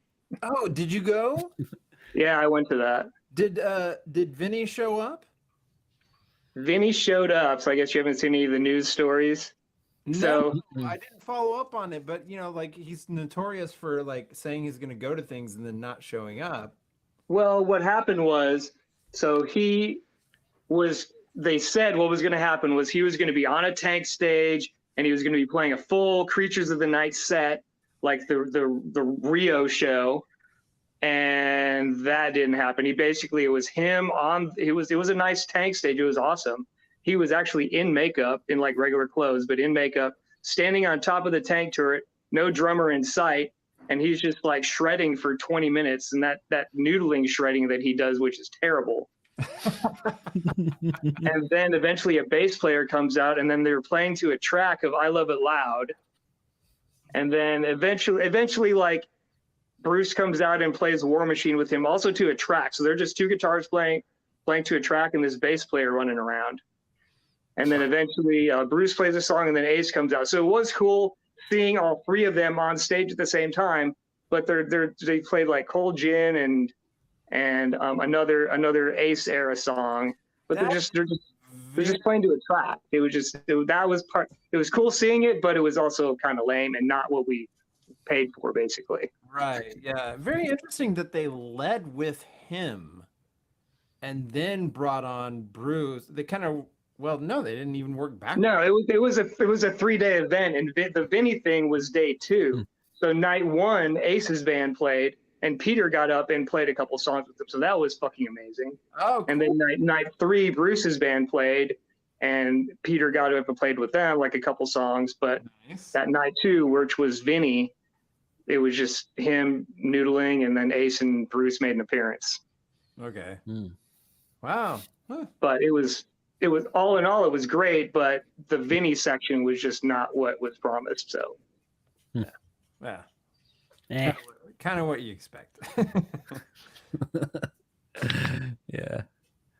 Wow. Anyway, I don't want to take up too much of your time, but this was fun. I'll hop on again sometime if I find something else cool. Yeah, for sure. Totally. Yeah.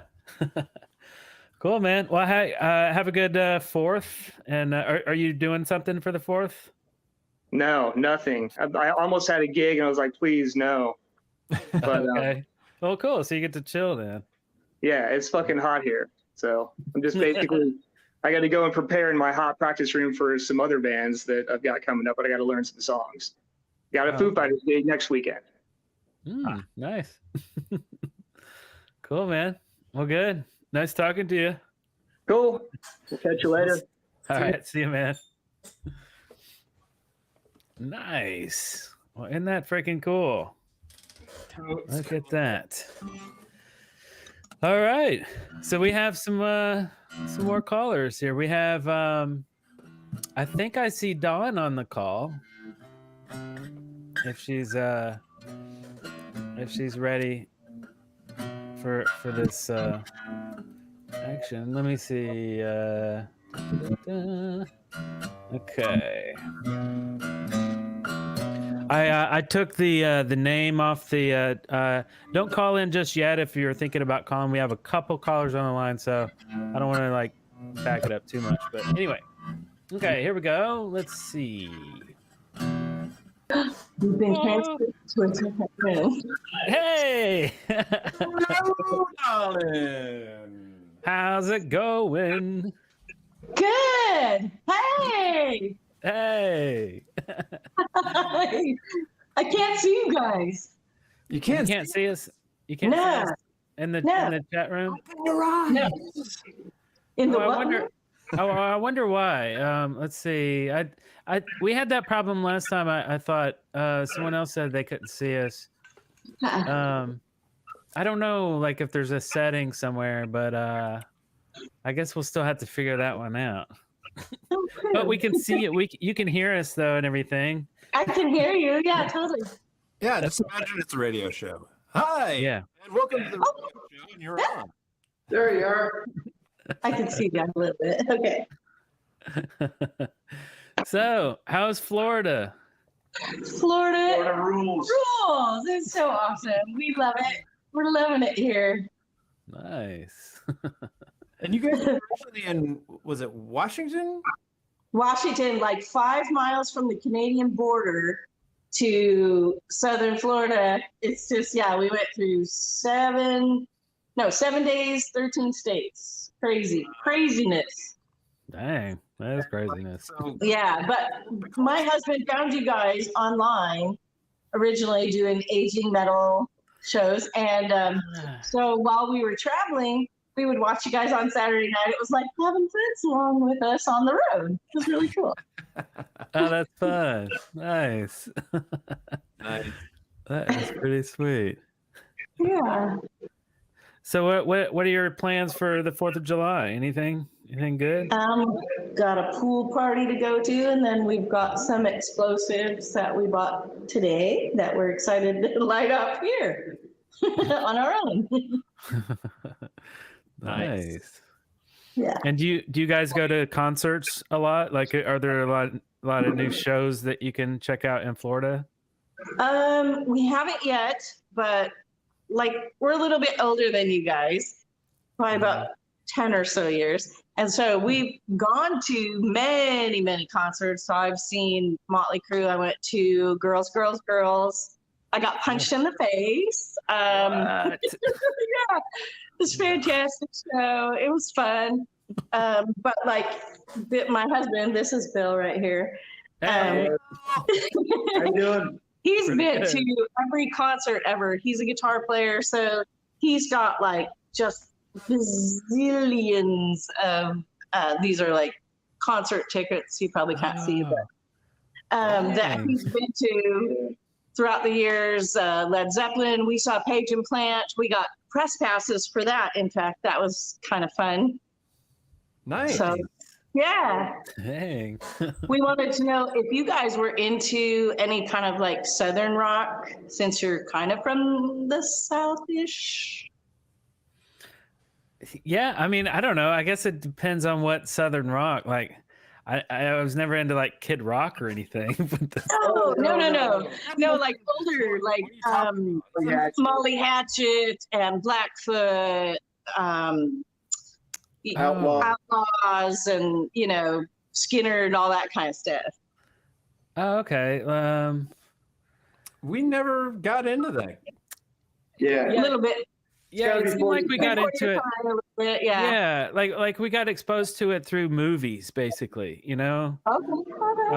And then here and there, we'll hear a good song, and like I remember Larry and I going to the record store, and we would flip through the bins, and we'd see like Molly Hatchet album covers, and think, "Holy fuck, those are great fucking album covers," and we never bothered to actually buy one and listen to it. I don't know. No, same. Like I wasn't into them when I was younger either. I didn't get into them till I was in my 40s, probably. So, okay. Yeah, understandable. We just wondered. I mean, I got into why, because they weren't playing on MTV at the time. Right. No, there was no MTV back then. Right. Yeah. I guess maybe my favorite.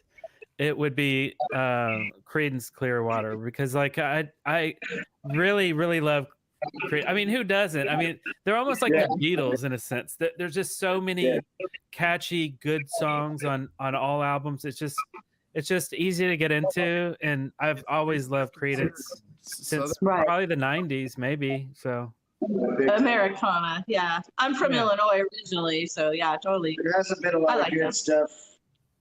Southern music that I since then, really since the 70s. The Black Crowes was pretty good. They had a little stint in the 90s that was pretty good. But yeah, Black Crowes were good. Yeah. Loved them. Yeah, that was right after I got off the road, so I really enjoyed them. But definitely did all the metal stuff, all the Ozzy and all that. Oh, nice. Yeah. Drive-by truckers, I guess, were the more modern kind of out of this area thing that I was into. Drive-by truckers.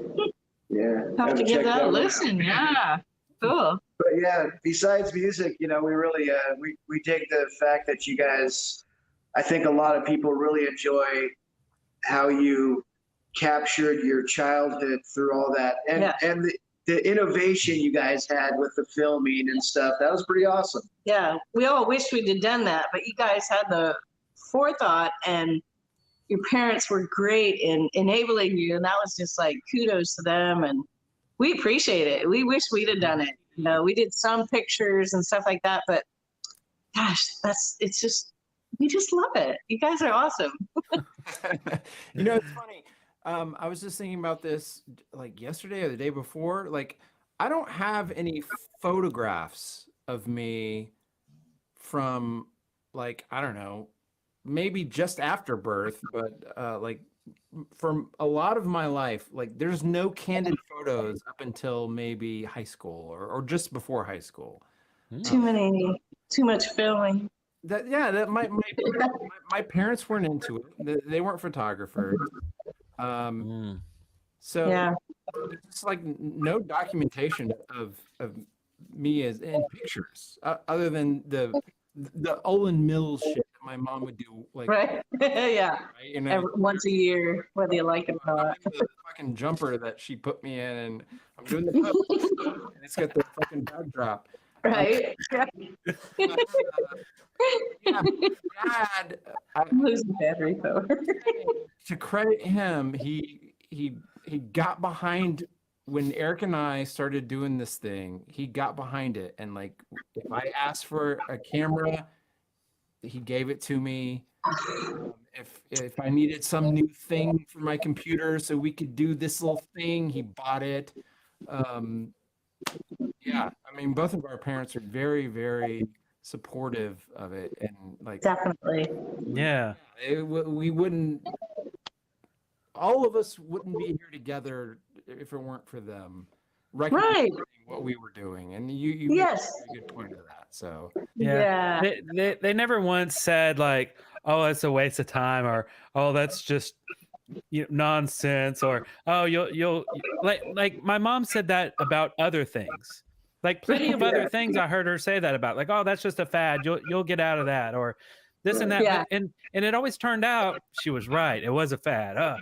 But like, but with like filming and computers and all this kind of stuff, it was always like, well, okay, we'll see what we could do for your birthday, or we'll see about Christmas. Maybe Santa will bring you an Amiga, Right. So Exactly. That's what we do as parents. right. So bless you guys. Thank you. Hazel Riggin 410 families. thank you guys. You've been such loyal supporters, and we love you guys. We love anytime you pop up in the chats or posts. Yeah, you're totally staples. Cool. We love you guys. Yeah. Rock on, guys. Rock on, yeah. Totally. Keep it coming. All right. Yeah, we gotta go on your website and get some swag there too. Yeah. Macabre forever, right? Yeah. If you do, take some pictures. We want to see you wearing it. That'd be cool. Right on. We will. We will do. All right, we don't want to be the guys that bore everybody. Yeah, no. Too long, so just great meeting you guys. Besides, we want to hit the pool. Oh yeah, cool. Well, next time me and Darrell are in Florida, we're gonna contact you guys, and we're gonna meet up and go to something. We'll have a drink, hit the pool, hit a tiki bar, do something. Totally. That'd be awesome. Claw. Cool. Bye. Bye, guys. All right, guys. Night. Peace out. Woo. Freaking awesome. Now we got to figure out how to handle it. Uh-oh. I don't know. It's like being in an elevator. It's like, wait, our floors, the door's open. Is anybody gonna leave? I don't know. Let's just hang out here. Somebody 10 minutes from now is gonna be, people are still on here. What's that dog doing? She's not very smart. I don't know how to do. Maybe there's something I got to do on my side. I don't know. Let's see. Wait, Some buttons. I don't have my glasses on. Is that the red button? Wait. Oh, she found the button. That was awesome. Well, cool. Well, good. Yeah. Well, Don's been around for a long time, so that's his. Indeed. Yeah.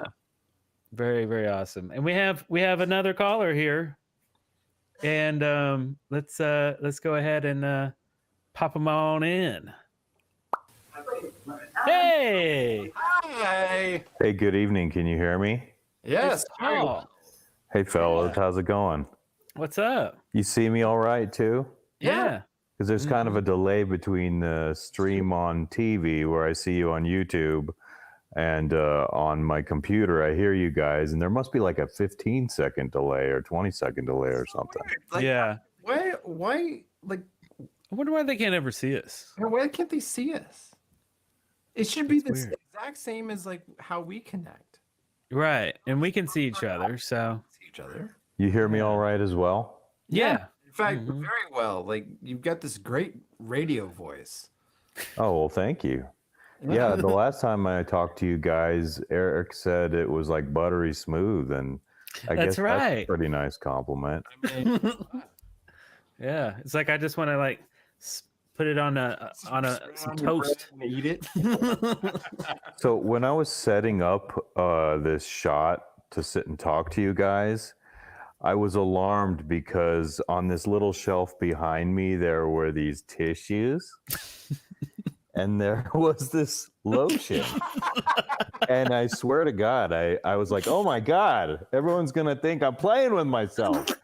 And the truth is I've never used either one of those things right there for that. I'm not saying I don't play with myself, but I would never use lotion to play with myself. It's already enough cleanup afterwards. I mean, why add to it? Yeah, no, I don't just spray it everywhere, but anyway, that's a little too rated R for your show. Pardon me. There are a couple things I wanted to bring up, if I may. For one thing, I just want to begin by saying, please watch Deadwood, Eric, because you've seen a lot of cool shows, and if you haven't seen that, that's one of my favorite shows ever. And I honestly think it's so artistic, and the story's so good, and the development is so good of that town there. The only stupid thing they did was ending that show prematurely and making a movie years later, because the movie didn't jive for me. But that's the advice I wanted to give you. Executives, I blame the executives. It's not Milch, man. Milch wanted to go on. He had something to say with that show. So good. So good. Thank you. And you said it was Shakespearean. I totally agree with that. And what I want to segue into next is what is not Shakespearean is Tommy Lee when he speaks. He's like not Shakespearean. He's vulgar and he's crass, but he's not Shakespearean. He's actually someone who doesn't seem like intellectually he's grown very much over the years. I don't know if you guys have been following the stadium tour with Def Leppard, Motley Crue, and Poison at all, but I've been following that a lot the last couple weeks. No, see, like I check out because I just know. I mean, look, when I was a kid, Motley Crue was my favorite band in the whole world, and I grew up and I realized, wow, these are a bunch of asshats. Yeah, dude, you're absolutely right. They had a great first album. They had a very good, well-produced, over-the-top second album, and then everything else after that was shit. But yeah, the people involved are just fucking dumbasses. Yes. And the clown show continues, apparently. Yes. Tommy Lee broke 4 ribs, apparently, and he has the same speech these several concerts he gave where he's like, I didn't break 1, I didn't break 2, not 3, but 4 fucking ribs. And I'm like, The only dude. thing he's done is confirm that he can count to 4. Yes. But I guess it really happened because he was carrying luggage and he fell down on his ass. It was confirmed by his wife, who's more funny than he is. But I do think he does have a funny sense of humor sometimes. And I think he's an amazing drummer, and he does do some cool creative stuff in his solo career. But the real embarrassing story of the whole concert is how bad Vince Neil sucks, so bad, and how every stupid fan wants to be like, he sounds great, man. I'm like, well, then you are tone deaf because he sounds horrible. I mean, he's I don't even know what to say, really. He's yeah. Thank you, Eric. grimace face. He's tasty. Like, no, they do. I would be embarrassed if I were Nikki Sixx, who's not a very good bass player, I must say, standing on stage with Vince Neil. I would be so miserable, and it's not that hard in my life to be disciplined, but I know those guys, big drug users and everything, but the whole show is so overpriced. I priced tickets for it, and it was like thousands of dollars to sit in near the stage. I was like, oh my God, that's ridiculous. And Def Leppard sounds pretty good, but they don't have any high energy or rockers. And the real stars of the show, I think, are Poison, because they're still loving what they're doing and they give it 100%, and you can tell. So I'm just like, wow, if any one of those guys individually were doing a concert right now, I'd want to go see Poison again, because they just love what they're doing. So you've been following up with them. I haven't. Poison, are they the original lineup? Oh yeah, all 4 of them. And CeCe DeVille, they all look cool now because they're not dressed up like girls with a shit ton of makeup and teased hair. It's like they're just dressing cool now. Yeah. And CeCe's sober, and you can just tell they're all really focused on what they're doing, and they're playing more precisely and better than all the other people there. Poison's an interesting band, just from their history. But Ricky seems like a really cool dude. I've been following his YouTube videos, and he's he's cruising around in an amazing, luxurious tour bus, and he has a trailer, and he's sponsored by Triumph Motorcycles, and he's cruising around on a very cool bike they provided him with on the tour. And I'm like, oh my God. I was like, I want one of those bikes. I'm like, am I a sucker? Is this subliminal? Like, what the hell do I want one of those bikes for now? But yeah.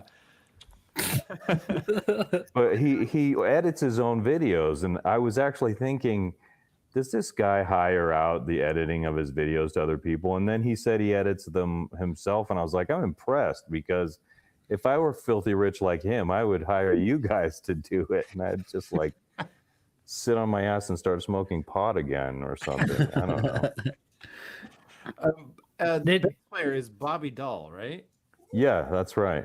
So I love his story because probably fucking 15, 20 years ago, I remember watching something where he was like, he had to like suck it up and get an office job. Oh, that would suck. I can't believe he didn't make enough money in the 80s. What the hell? Right? You know, he was like going to a fucking office job with a suit and tie. And can you imagine being like, hey, who's that dude? Yeah, like Bobby Dahl, that's his name. Like, whoa, this sounds like the basis for Poison. Oh, it is the basis for Poison. Yeah. That would be humiliating, and I can't believe, I mean, like, I wonder how much he must have blown through, or is he worth millions and he just wants to go to an office job?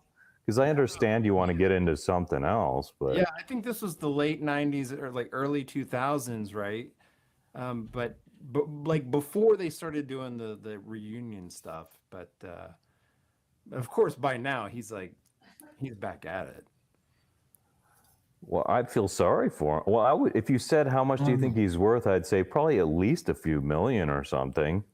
Yeah, because those guys sold tons of records and did huge stadium shows, and so I guess he blew it on hookers and coke, which I can understand. Yeah. Huh. Yeah. I was just. Have you guys Googled ever spent money on hookers and coke? Oh no. Sorry. Diet Coke. Never hookers. Never hookers. So that's a partial yes. So yeah, there's like pictures of him in a pinstripe suit. 2022, Ricky Like a Rocket's Goodwill wedding. suit. Oh, I see. He's at a wedding, so Goodwill suit. And I think Ricky Rocket got hair plugs, because you get up close on his high definition videos, and they just look like hair plugs, like 10 hairs go into one little spot, and I'm like, that's suspicious, dude. Oh yeah, a little weird. Wait, Well, is that him? We all know that, like, when you see In the middle there. when you see the bandana, right? You know they're bald. Yeah, that's what I'm doing. That's why I have a beanie on. We all do it.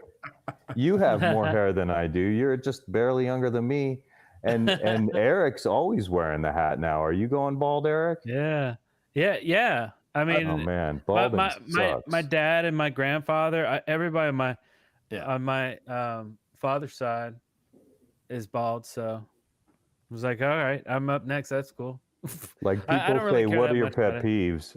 What do you hate the most? And I'm like, male pattern baldness, dude. I took Propecia once when I was younger, and my hair started growing back. I took it for like a year, but at the end of the year, I was 100% asexual. And I would see a woman in a bikini and be like, nope, that is like nothing. And I'm like, oh my God, what's going on here? Oh yeah, I would never take any kind of drug for that stuff. Like I don't care that much. It worked. Like, there would be no way. It's fascinating. I've always wondered about that. Like I never took into consideration the side effects, but I'm like, wait, they've got drugs, and they're constantly advertising about how well they work. Look, a full head of hair. Oh my God. But then 20 years later, they're like sued, and they go, and then they have to admit, oh well, yeah, we did kill 20 million people. We're sorry, and we'll pay out. I some read money for the some families. guys took it, and like within 2 weeks, they were permanently damaged. They could never like get an erection again. And then like I took it for a year, and I was like, oh my God, am I going to be normal again? But immediately, I'm telling you, it came back like a a tsunami, and then I was like, tissues, lotion. Look, I got to do this now. I can't wait. No doubt. Yeah. That's some crazy stuff. So it did come back, and it's been sort of normal. I mean, at my age and stage now, it's like maybe once every other day I'm like amorous. But when I was 20, I could have had a hot woman and gone 20 times in a day. Yeah. So now I'm just more spiritual. That's all. That's what we call it. Spiritual. That's awesome. I loved the McDonald's thing you did earlier because they have changed a lot over the years. And back in the 90s, you could eat it and still digest their food. But now you eat it and it's like it passes through you like a dime or a piece of metal that you can see in the toilet. You don't process it or digest it or anything. So I don't know if Big Mac. I don't know if you heard me talk about this on one of the shows we did. I don't remember when, but I think it was like a year after I'd not eaten any fast food or something like that. I'm over a year now, but like, wow. At one point I was like, I'm done with fast food. I'm done with cola and like lab experiments, like NutraSweet and all that kind of stuff. Like I'm just done with all that weird crap. And then I just wanted to see what would happen. And like after 2 weeks, everything was like different. And I'm like, this is weird. And after a year, it was like a whole lifestyle change. But the one big takeaway from just cutting out, like lab chemicals, like created for whatever reason, I guess for preservative reasons, I guess is mostly what happens in there. But anyway, the one big takeaway is I don't feel this this low grade constant sickness and pain. And it sounds weird, but like I had this, it's like the boiling I think that's frog right. thing, You right? do It's like, health damage if you eat it every day. You can do health damage from eating McDonald's every day for 10 days, in my opinion. It's bad for you. I would tell my small daughter, it's poison. It will kill you, because I didn't want her to be like, McDonald's, I want a Happy Meal. But it tastes awesome. It makes you feel good while you eat it, but that's it. But this long like just this background sickness. It's almost like it's like the boiling the frog thing. It's like you could boil a frog and they'll die. They'll never even feel the pain because it was a slow death, right? You get acclimated to the heat and you will boil to death. A human could do that too. Yeah. Right? So, and that's what happened with McDonald's for me, or just fast food. I was burning to death and I could feel it. Once it was gone, I was like, I noticed it was there. I never knew it was there until it was gone. I'm like, wow, I feel great now. Are you telling me for like the last, I don't know, 30, 40 years, I felt like crap and I didn't realize it until now because it's gone? And that's what it was. It was freaking crazy. Yeah. So, I mean, anybody out there that eats like processed food, just try it for a month. And then like, if you don't feel any different, I guess go back to it. But like, I swear, man, there is like some pain going on that's like subconscious pain. Once it's gone, you'll know it's gone. But I think your mood will improve too. Yeah. You drink those enormous mugs of beer and you're going to sleep fine tonight. Aren't you going to wake up at 2 a.m. having to pee and then wake up again at 3 a.m. having to pee? Because that's a lot of beer you're drinking. Well, I'm good with that. Look at this mug. In fact, I need to pour some more in there.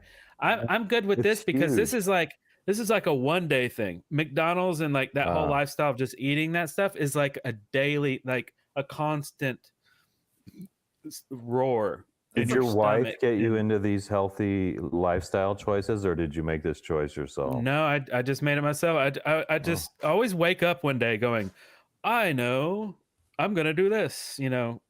It's never a, let me put my foot in the water and just kind of feel the, let me get used to it. I just go all in and just try it and see. And then and then if it sucks, I'll turn back around and go, okay, that was weird. You know, like when I went vegan, I just one day woke up, I was like, I'm just done with meat. You're actually vegan? No, he's not just currently vegan. No. So this history of like doing like he said, he just wakes up one day and is just like, huh, I'm gonna do this, and then he does this for a while, and it's like weird. And you didn't come off like a vegan to me. You're eating meat again? Oh yeah. Oh, yeah. good. So Well, I would so rather tried it for die a year, than be for a whole vegan. year. No, I'm back to normal, and then yeah, it's like he's always been like this. You just randomly like, I'm gonna do this. Okay. Okay. Did you not feel good going vegan? Were you missing something? Were you fatigued or anything like that? No. Actually, it was pretty good. It was so I went a whole year vegan, and it took me months and months before I was actually comfortable, because it's a lot of work to go vegan. There's a lot of obstacles to dodge when you're a vegan. I mean, a lot more than you would ever think. Most things that you don't even think have milk or eggs in them have milk and eggs, and it's crazy. It's easy to just avoid Oh my meat. God, yeah. I forgot about the dairy. Like, you can't give up Parmesan and mozzarella. It's very difficult. But once I did it, vegans. I mean, you have to buy all completely different ingredients in the house. You have to learn how to cook all different meals. It's a lot of work. It's insane. So after a couple times, some of those amazing foods, like eggs and cheese, are great. You don't give those up. Yeah. Oh, I remember, Darrell, I went to dinner with you. Well, it was some big thing that we went to dinner at a German restaurant. Remember that? And I didn't know what to order, so I ordered, like, it was so pitiful too.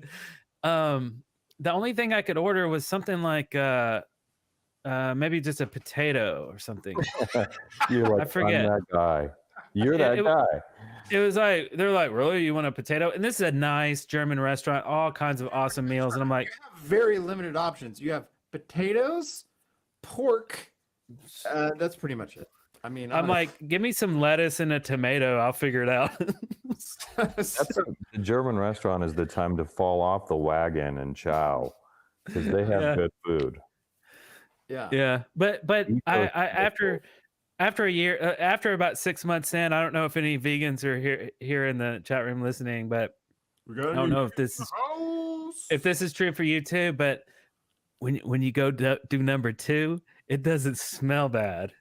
And that was what is weird. It was totally weird. Your whole bathroom thing is completely different. How often you do it and what it looks like and what it smells like. It's oh my God, a bottom-friendly diet. You should have said that at the beginning of Pride Month, and everybody would have been having a tasty smell when they're doing it down there. Yeah, it's weird when you're vegan and you go to the bathroom. It's weird. I'll tell you what, I live my entire life around my bowel movements. So do I. I love scatological humor, by the way, and sometimes I can go too far, and I would have come on here again, except I'm like, I will go too far. And so I started it off with a masturbation joke, and then I'm like, did I go too far? You cannot go too far, sir. You cannot. Good. Generation X is awesome. Exactly. Yeah. We're not sensitive about shit. No, we aren't. No, not really. So what are you doing for 4th of July? You got some stuff going down? You're going to ask me that. I have no plans for 4th of July. My parents and I and my sister, we drove up to a mountain town today and ate in a nice restaurant, and that was pleasant. And I'm probably going to be on the outside of my house hosing it down in case it burns down, because it's very dry out here, and these crazy people are setting off illegal fireworks all over the place. They're gigantic in my neighborhood. These things are setting off, and they're totally illegal. God. So it scares me a little. So what am I doing? My plans are to protect my house from burning down. Yeah, that sounds and good. I'll be like, yay, freedom. Are we celebrating it or remembering it this year? I don't know. Big takeaway is like nothing like a pleasant meal. Give me liberty or give me beer. Said the vegan. Right. God, I can't believe you were a vegan. You don't have like that annoying vegan personality, so I'm glad it didn't suit you. No. Not at all. Yeah. No, Yeah. Yeah, that's classic Eric for you. Like he doesn't do things in the same way that people take them up as causes. He's just like, it's more of an experiment. I could see. Yeah, wanting it's to see how absolutely I experiment. feel. Yeah. I did Yeah, a I- non-gluten diet a few years ago, and that was interesting. But then really? I fell off the wagon hard. I made burritos, and I was like, I'm never going to do that non-gluten again. Burritos. Yeah. Burritos. Yeah, it's Well, kind of I nice. It's cheaper too, like not eating all that junk. I mean, there's so many benefits to just cutting out junk. Darrell never really, you were never really a junk eater, like fast food and just crap. Well, nutrition is key, especially if you're working out or if you want to sleep well, if you want to be healthy. I freaking hate doctors because you go to the doctor and they're like, take this pill. They never say, what are you eating? Like, try to change your diet or here's some suggestions for what you can eat to feel better. It's just take a pill, take a pill. Oh, that's funny because I was noticing that last time. Like, so when I went to the doctor once, this was in 2013. This is when I decided to finally like lose weight. Remember this, Darrell? When I got real small. Yeah. And every time I saw one of my friends that I hadn't seen in a while, they're like, "Oh my God, what is going on here?" And it was like one of those things. Like I'm gonna wake up one day and just learn how to cook and stop eating trash. And that's when I got really into cooking and fitness and stuff. I didn't know anything about fitness. I was researching it all anyway.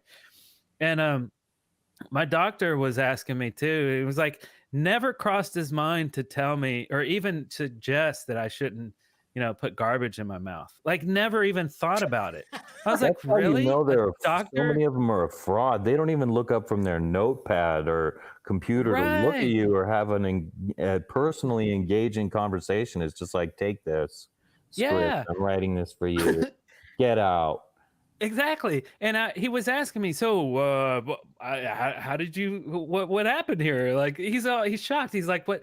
Like, I guess he's thinking, oh, he must be sick. What drug should I give him? And I'm like, oh, I just, cut out fast food and, stop drinking sodas and start exercising. And he's like, oh, really? And he's writing, he's not even looking at me. And he's like, so are you feeling okay? Any tenderness, anything, whatever the questions they ask.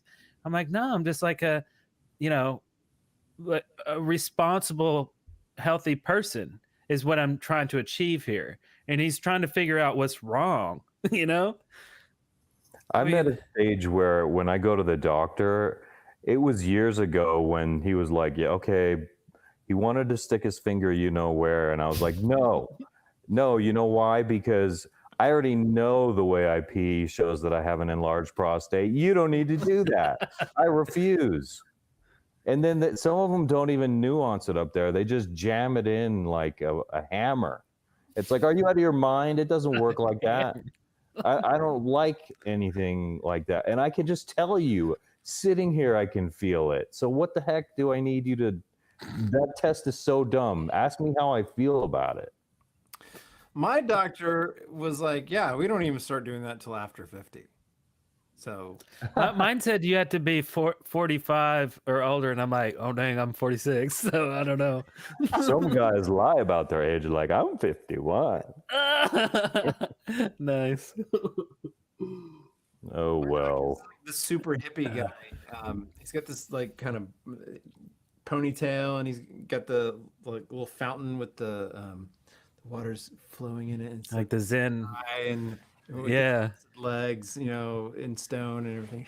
And he's playing nice this tranquil music and stuff. And it sounds pretty chill. All he's ever told me was like, oh yeah, you're doing great. Just drink more water.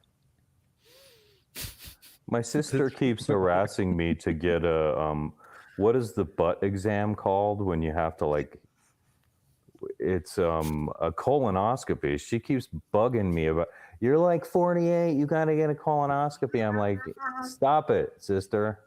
I don't want that. It's fine. It's funny because he's like actually your sister. I know. I guess she loves me. Chill out, sister. Hey, you guys, get a colonoscopy. Before I get off, I got to tell you, you need to do that because Sharon Osbourne had polyps. George W. Bush had polyps. I mean, lots of people have polyps. And Eric, you ate tons of junk food and fast food for years. You better get a colonoscopy, buddy. Hey, I'll offer that service for free for a low rate. I've got some lube and a vacuum cleaner. Shop. It doesn't sound like you're doing it right. It narrows down, so it won't. I like your style. Put me on your waiting list. Yeah. Be waiting 5 minutes. Come on in. Nice.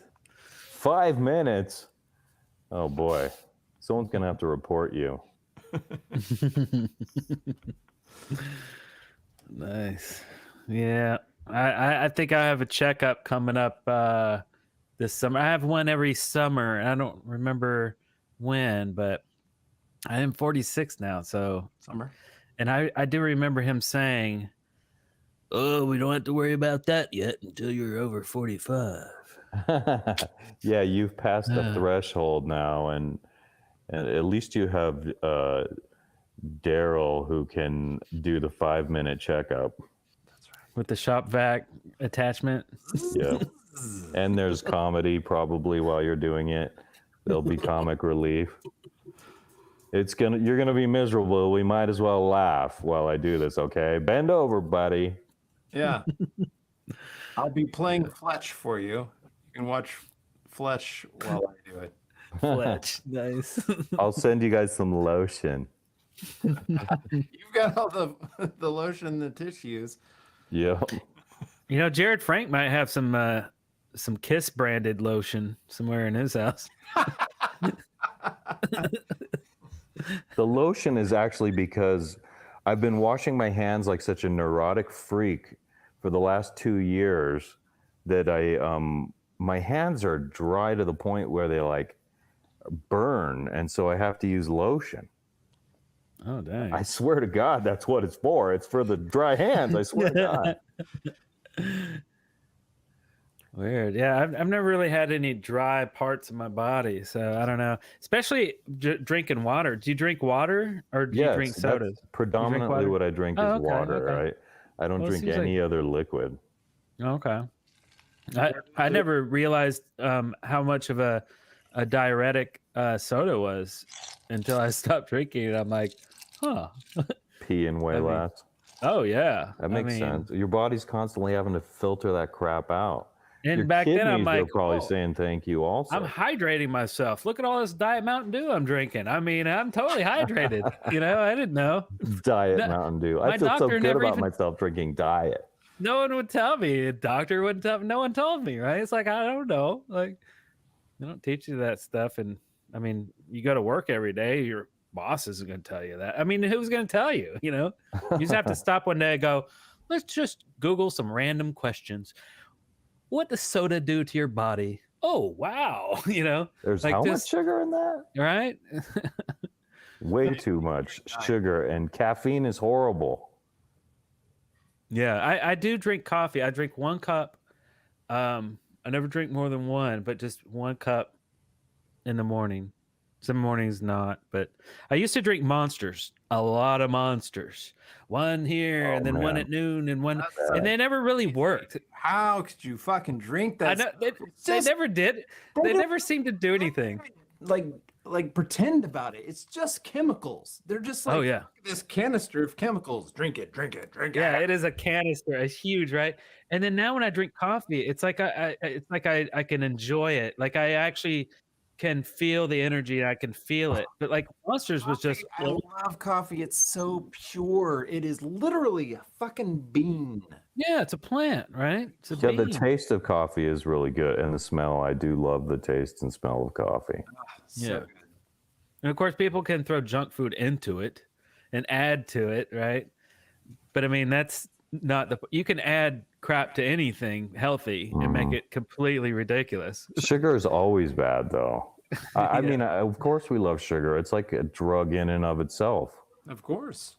People are sugar pushers, and you see a cupcake, and your mind clicks, and you're like, "Stuff my face with that cupcake."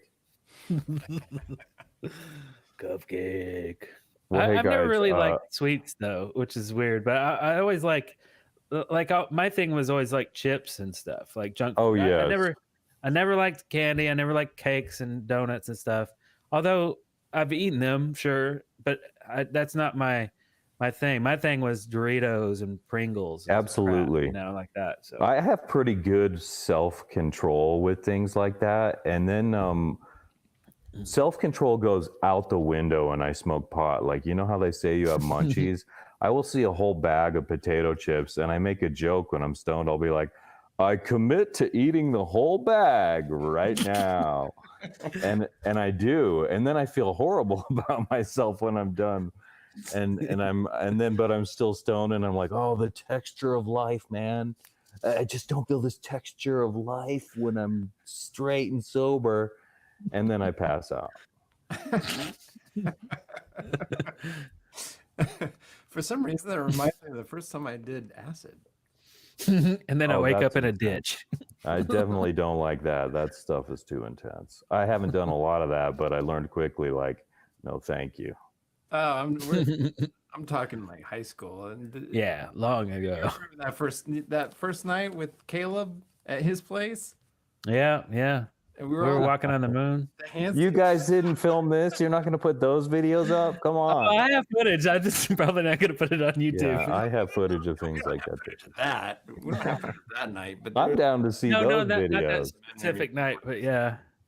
I will pay to see those videos. But yeah, I have some doozies that I probably won't see the light of day. Like X-rated? No. Just, not suitable for an audience. Not suitable for an That now you're making me intrigued. That's what I want to see more than anything. Hey. I don't have anything inappropriate from the past, so I'm curious to know what you have. So we'll save this for our Patreon. There you go. So we're still trying to crack 100,000 subscribers. If we can do that, we're going to start like a Patreon and a membership, and we're going to put like this is something we talked about like 2 years ago. We're like, that one day when we crack 100,000, that means we have enough people that are interested in our stuff that maybe a portion of them will pay for other stuff that we don't want to put. The adult anyway, stuff. that's the whole thing. The So I don't know. real adult stuff. So the we'll LSD videos and God knows what else. Yeah. But yeah, this has been a fun channel, a fun exchange journey. I don't know what it is. It just feels like something we should have always done. We should have always had a YouTube channel, but YouTube didn't exist then. But it just feels like I just think I was thinking about you guys earlier today because the evolution of life is interesting. How you were all into filming yourself when you were younger, and then life evolves into where we can all expose ourselves online and we can produce any video we want. That's extraordinary to me. Oh yeah. But when you said expose ourselves online, even I didn't think of that dirty joke. Right. So while you're talking, we actually got a super chat from Kirk Thomas. Nice. Thank you so much. And he said, Thomas. He said, we need the LSD tapes. That's funny. Yeah. The LSD gate. I feel on an LSD when I see Hulk Hogan like that. You changed that video there. I like the one with you. That's more apropos for you guys, I think. Oh, yeah, what are you doing, Darrell? Stop it. You're like exposing yourself. This is just our It's on 4th of delay. July, our 4th of July assets here. But it'll go back to. In fact, so the way that we do that, the software allows you to have multiple alerts, right? Little graphics that come up randomly. So we could have like 50 of them if we want to. We only have 2. It's just me headbanging and Darrell headbanging. But I just want to keep adding more and more. So when it randomly pulls one up, it's like one of 150, right? There's so many that you'll probably never see the same one twice. So that's my goal anyway. It's a cool setup there. Did you edit that opening sequence before the show tonight? Did you edit all those movie pieces together in that little clip? I did. Well, sort of. So I found some tribute. Like if you do a search for 80s tribute, you'll find a bunch of like videos that are just like highlights of pop culture from the 80s edited together with music. So I downloaded a bunch of those and then made each cut real short because they were like long, and it's like, well, we're only going to have 10 minutes. So I would like cut. So I took all these compilations and then diced them up. So I kind of edited them myself, but you took other people's, right, and took your favorite parts. Can I say some movie lines and just see if you guys know the movie lines? Yeah. Okay. Okay. Let me try this. I thought about doing this whole game with you guys, but Marty. Wow. Nice. Yeah. You know what? There's one thing I want to say about Back to the Future, and it's that do you know when Doc Brown gets shot in the parking lot and Marty goes, "No, you bastard." Yeah. Well, like Michael J. Fox was also in a movie called Casualties of War, where like this, it was a horrible, terrible thing that I'm not going to make fun of, but this lady got raped by his fellow soldiers, and then there's this part of the movie where she's crossing a bridge and they all shoot her, and so Michael J. Fox is going, "No," and I was like, oh my God, that sounds exactly like Back to the Future when you shoot that lady and she dies and you go, "No," you sound like you're on that other movie. You could just overdub it and it's the same. Movie? Oh, wow. That's weird. That'd be kind of cool to take the 2 and kind of put them back to back in a video. Yeah, it was not it was not right for Michael J. Fox to do that movie. I think he's a great actor and I love him, but it was like they should have had another guy in that role because he doesn't have the largesse for that. And there were other guys who were on there like Sean Penn and John Leguizamo. I don't know if I'm pronouncing his name right. They were all excellent on there. Oh man, there you go. You brought it up. Nice. Yeah. So let's see some other. Your brother's a vampire, all right. My own brother, a goddamn blood-sucking vampire. You wait till Mom finds out. Oh, that's stereo. Yeah, dude. So That's the new good. fucking, Stranger Things, the last 2 episodes or whatever, the last episode, one of the characters is wearing a beret, and I was like, "Fuck, is that from Lost Boys?" One of the Frog Brothers. Frog Brothers and shit. Yeah. And I'm like, yeah, fuck, they totally stole that from Lost Boys. Oh, that's funny. Oh, man. Yeah, that was a good one, sir. And this was my dream, my wish, and it didn't come true. So I'm taking it back. I'm taking them all back. Whoa, Goonies. Yep. Oh, I know nice. a lot of stupid lines from a lot of movies. That was a good one. My cousin and I are both from the 80s, and we're always saying, "What movie is this, dude?" And here, let me think. Here's another one. It's like, "That's not a joke. That is a severe behavioral disorder." He's like, "For Christ's sake, will you cover yourself?" You should know who that is. Oh, dang. What is that? I don't know what it is, but it reminded me of oh fuck. Those are women's underpants. Oh, you almost got it. It's like It's not like Pretty in Pink. she's alive. Weird Science. Yeah. Weird Oh, Science. I was just thinking that. Okay, cool. Nice. Marty, 1 point. No, I won't do that. Yeah, I love Christopher Lloyd, and on Taxi too, I like him because he's like, oh, kidok. Oh, a new a show that I've been watching. Do you guys remember Dead Zone? Yeah, I've only seen the movie though, and Well, I thought this it was pretty is, bad. Christopher Walken. Christopher Walken? No, from Yeah. Weird Science. What's his name? From Edward Scissorhands. And Johnny Depp. No. Yeah. What's his name? Yeah. So the movie was Christopher Walken. Oh yeah. I never saw the TV show. Yeah, I of never that. saw the TV show either, but it's Oh. Anthony Michael Hall. Anthony Michael Hall. So, and that's why I'm talking about it, because it's like super 80s. But this came out in 2000s? Or no, 2000s. Yeah, early 2000s. Yeah. Like 2002 or something, maybe something like that. But anyway, Oh I'd yeah, just never I seen saw it. that show right there. Yeah. So like, Michael Anthony Hall, Anthony Michael Hall. yeah, Anthony Michael. And it's the same premise as the movie. Like the dead zone means the dead zone in his brain. He's using more of his brain than normal. The dead zone that's normally there is alive for him. So he's able to do all these like fifth dimensional things and all this stuff. Yeah. So apparently it was very popular because it has like 8 seasons or 6 seasons or something. It has a lot of seasons.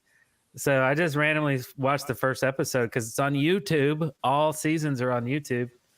And then, I'm in season 2 already. I'm just like burning through them. I'm like, this is great. Like I never saw it before. I've always liked that guy, all the way back to 16 Candles or Vacation too. Like when he was He was the Griswold's son or whatever, Russ. Oh, totally. He was Yeah, funny, Rust. man. Right. He was yeah. talented as a kid. Holiday Road. And then he hit a wall with his career when he got old. It's like, oh, no more for you, buddy. You outgrew He disappeared your for a thing. while, and then all of a sudden I remember him coming up in Edward Scissorhands. I was like, wow, is that what he looks like now? And that He's was not as cute as he was as a kid, that's for sure. He's he's got that bloated, I haven't worked out and I did a lot of drugs when I was younger type of look. yeah. Anyway, I forgot what we were talking about before I went on my dead zone Some rant. 80s things, Anthony Michael Hall. Michael Hall. Yeah. Yeah. Anthony, Samantha. Yeah, I like I'm him out of in the beer. Breakfast Club too. It's good stuff. 16 Candles. He holds up the panties. Oh yeah. Like King of right. the Dweebs or King of the Dorks or something. Yeah. He was fantastic. A lot of young stars in that movie before they were famous, and like that is one of the movie, and that movie was remarkable for PG because there's like a naked chick, fully naked in the shower before the rating system for movies went totally stupid. Right. Yeah. And I want that that's soundtrack from that movie. I've always looked for that, and I can't find it. Huh. It's got a lot of Soundtrack good wasn't- songs on it. 16 Candles, yeah. Yeah.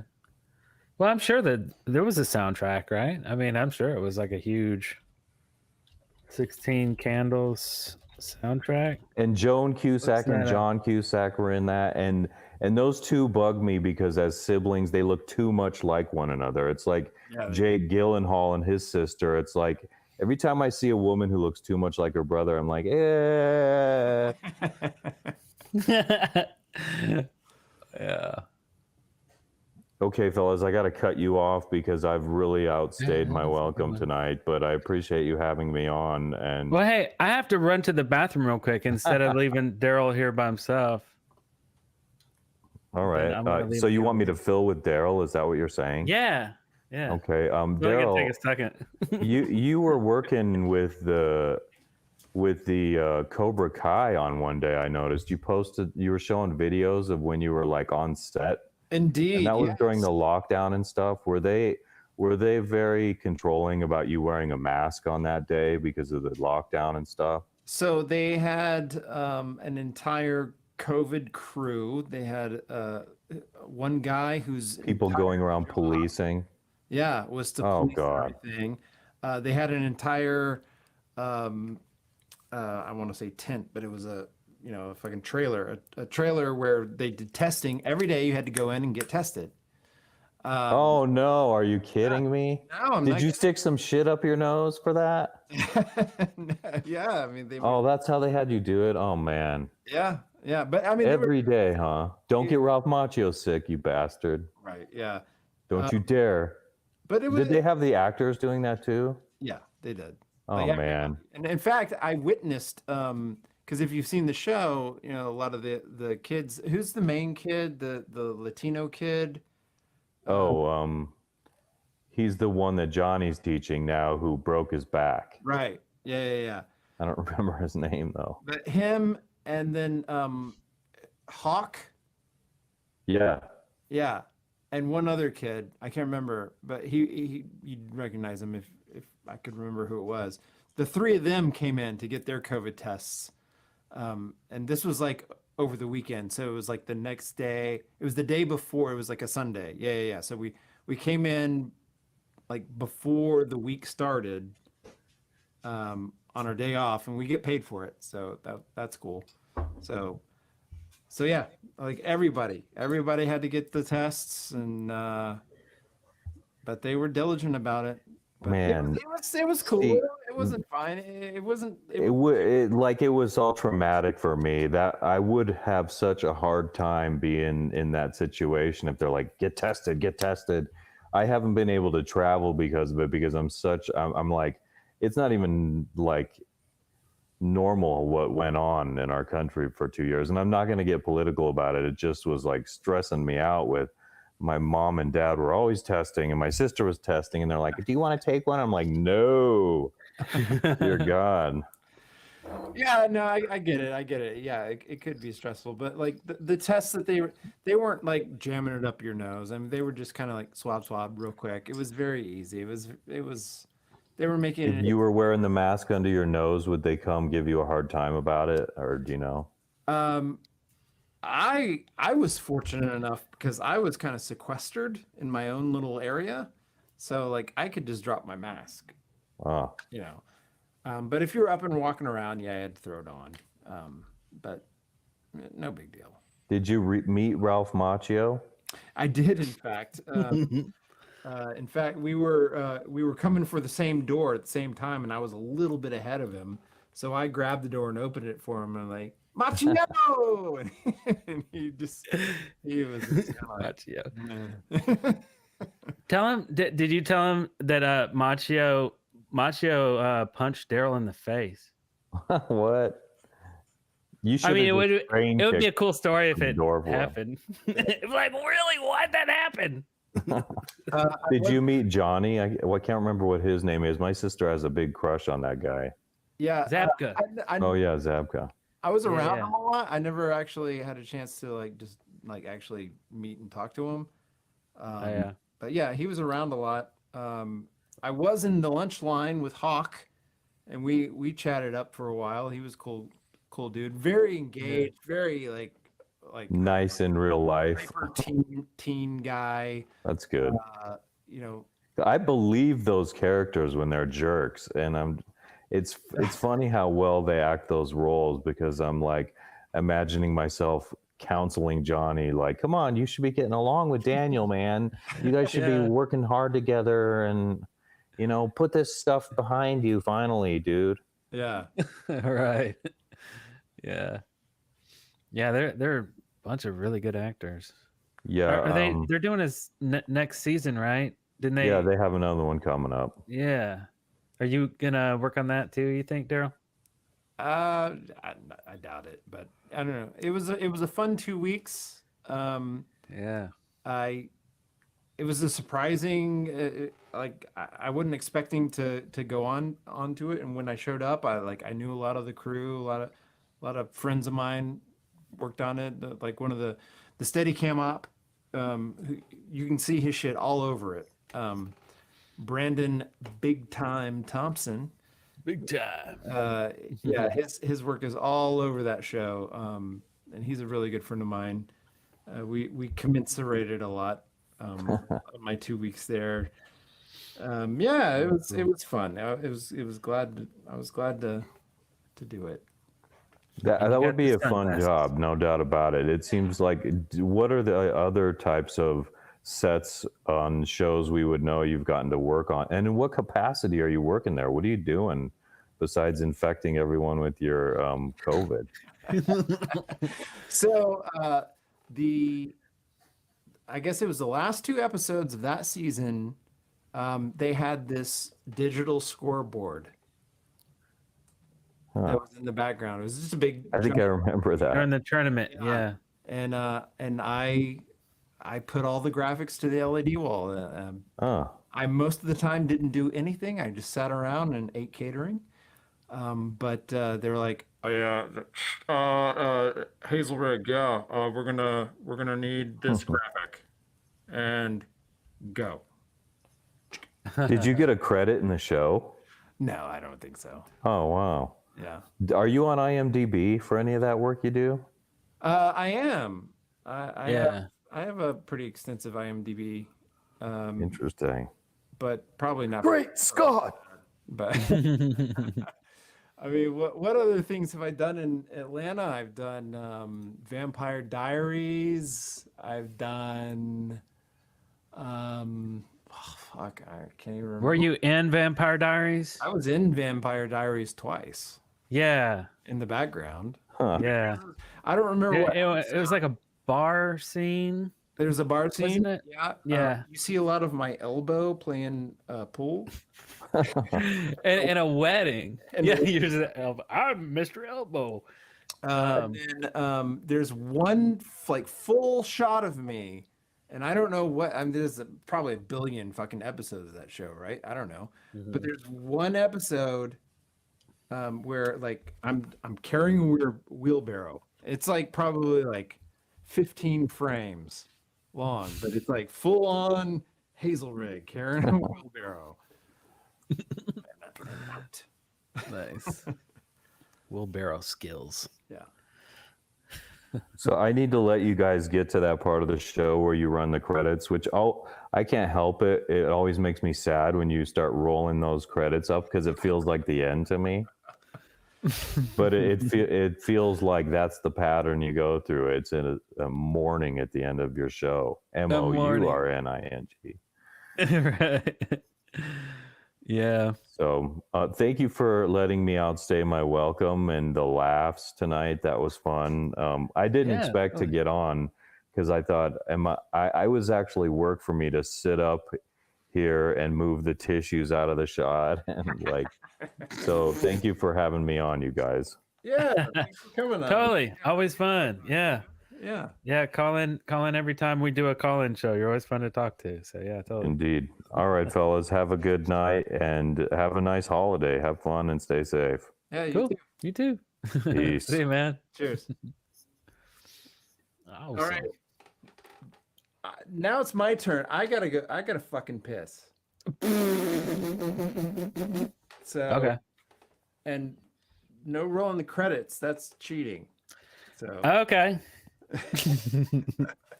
you got to figure it out for yourself. I'll be right back. All right. Okay, everybody.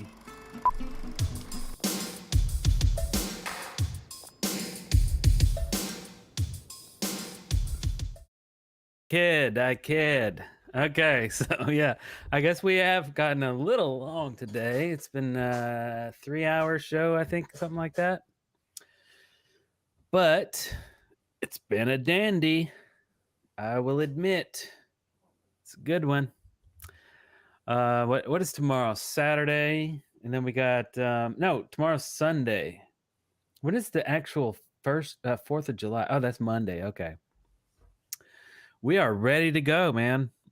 We bought a bunch of meat and veggies and stuff like that. We're gonna freaking go nuts on the grill. We gonna grill it up. But I think we had another good, successful call-in show. I guess the calling in works, except for I guess if you call in, you can't see us. That kind of sucks.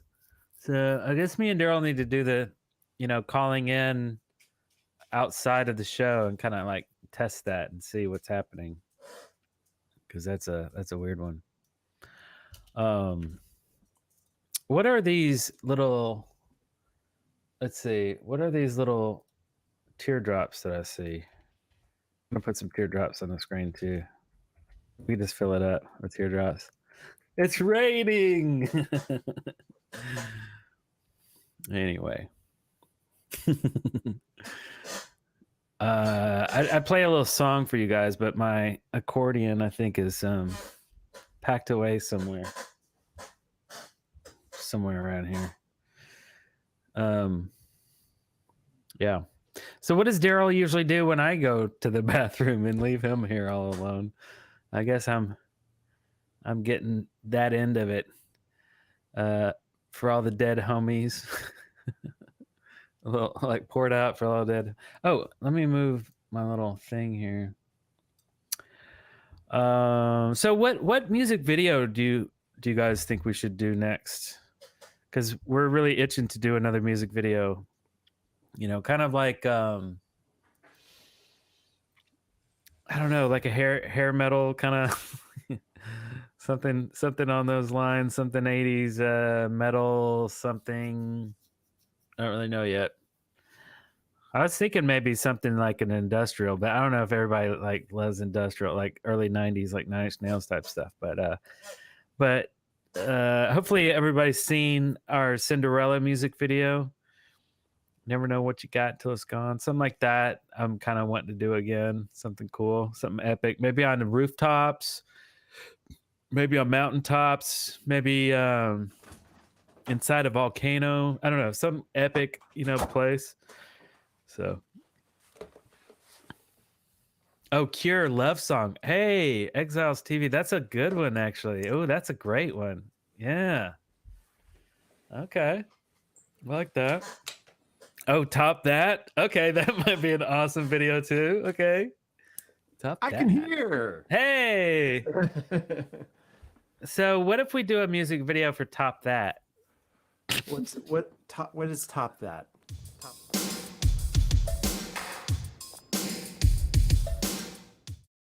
Yeah, Top That. Right? I mean, we could do that, right? We could. But let's see. We have some Exiles TV said Love Song by The Cure. Oh. Huh? That's a freaking good one. Unexpected.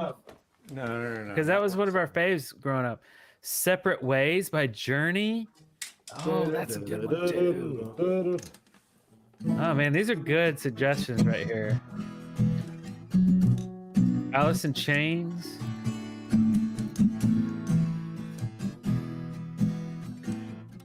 A Bon Jovi. Okay. Oh yeah, Bon Jovi. I like the really early Bon Jovi. I forget. Like before Slippery When Wet. Those songs were pretty cool too. But anything on Slippery When Wet might be good too. But...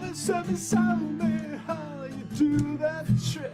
The one that makes me scream, she said, just like Heaven.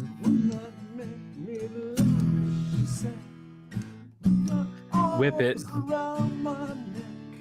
Beef Fat Chip. I've actually kind of wanted to do a Devo music video. I brought that up a few times. So yeah, Whip It would be pretty excellent. Hanging Tough. Oh God, no. Oh fucking A. Hanging Tough. Oh, so you know, here's something I wanted to mention because I know there's a lot of musicians. Oh. I gave away my one and only electric guitar earlier this year. I gave it to Larry's son. I had a Les Paul Custom that I had since 2000. So 20 some odd years, and I just gave it to him. Okay. It was an amazing guitar, but I never play electric guitar. But suddenly I've had this like urge, like, oh, you know what? I've never been able to like fucking shred, and I should just try. I should just try to learn. But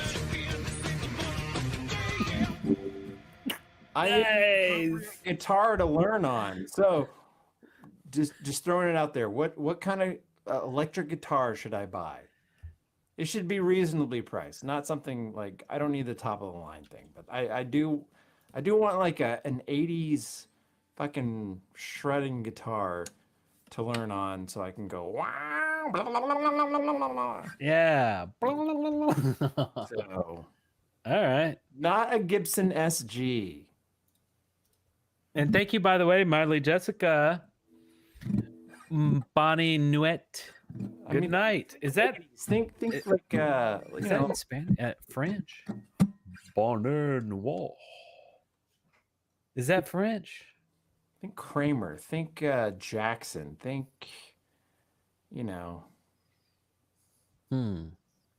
Think Kramer. Something with a floating tremolo. Ooh, this is getting kind of wild, isn't it? Bob Droll, by the way, you was the first, I think, who guessed the titles. Is the Tom Cruise movie Born on the 4th of July. Specific models, if you please. Flying V.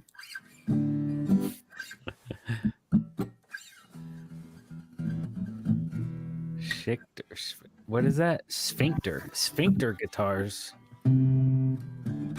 Telecaster.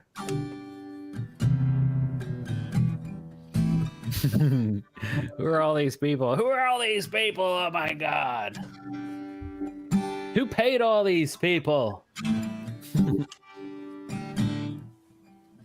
Oh, it is French.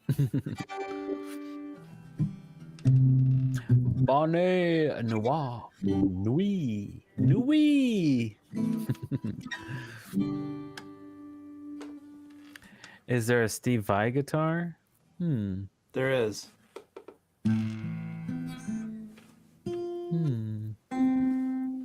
I don't remember seeing this movie, Born on the 4th of July.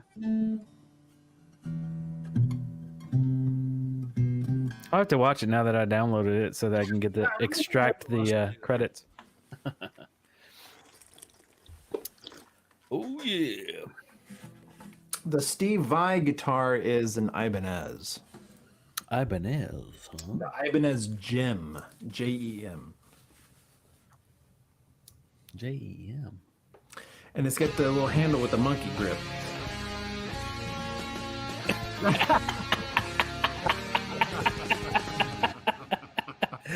Yeah. Sweet.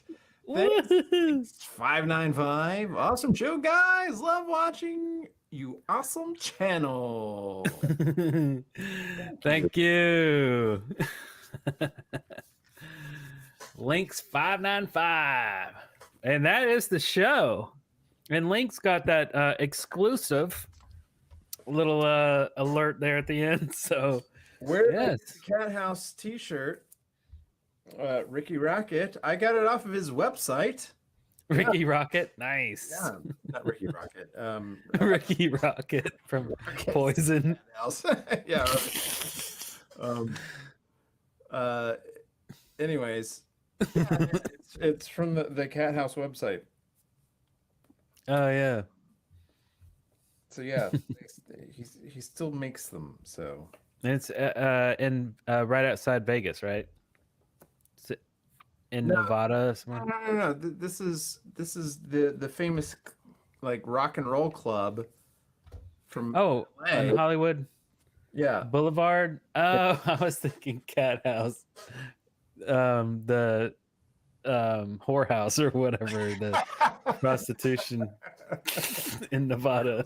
Prostitution. Never mind. Never mind. Well, I guess there's the credits already done. So cheers. Cheers to you guys, and thanks to everybody who's done a super chat this evening. It was excellent show. To all the callers that called in, super fun, great conversations, and we have like 2 more days of just chilling. We got Sunday and Monday, so hopefully nobody's got to work. You can all just have fun, grill out or grill in, whatever you want to do. Grill your own finger like it's a freaking dried up raisin, and you're like,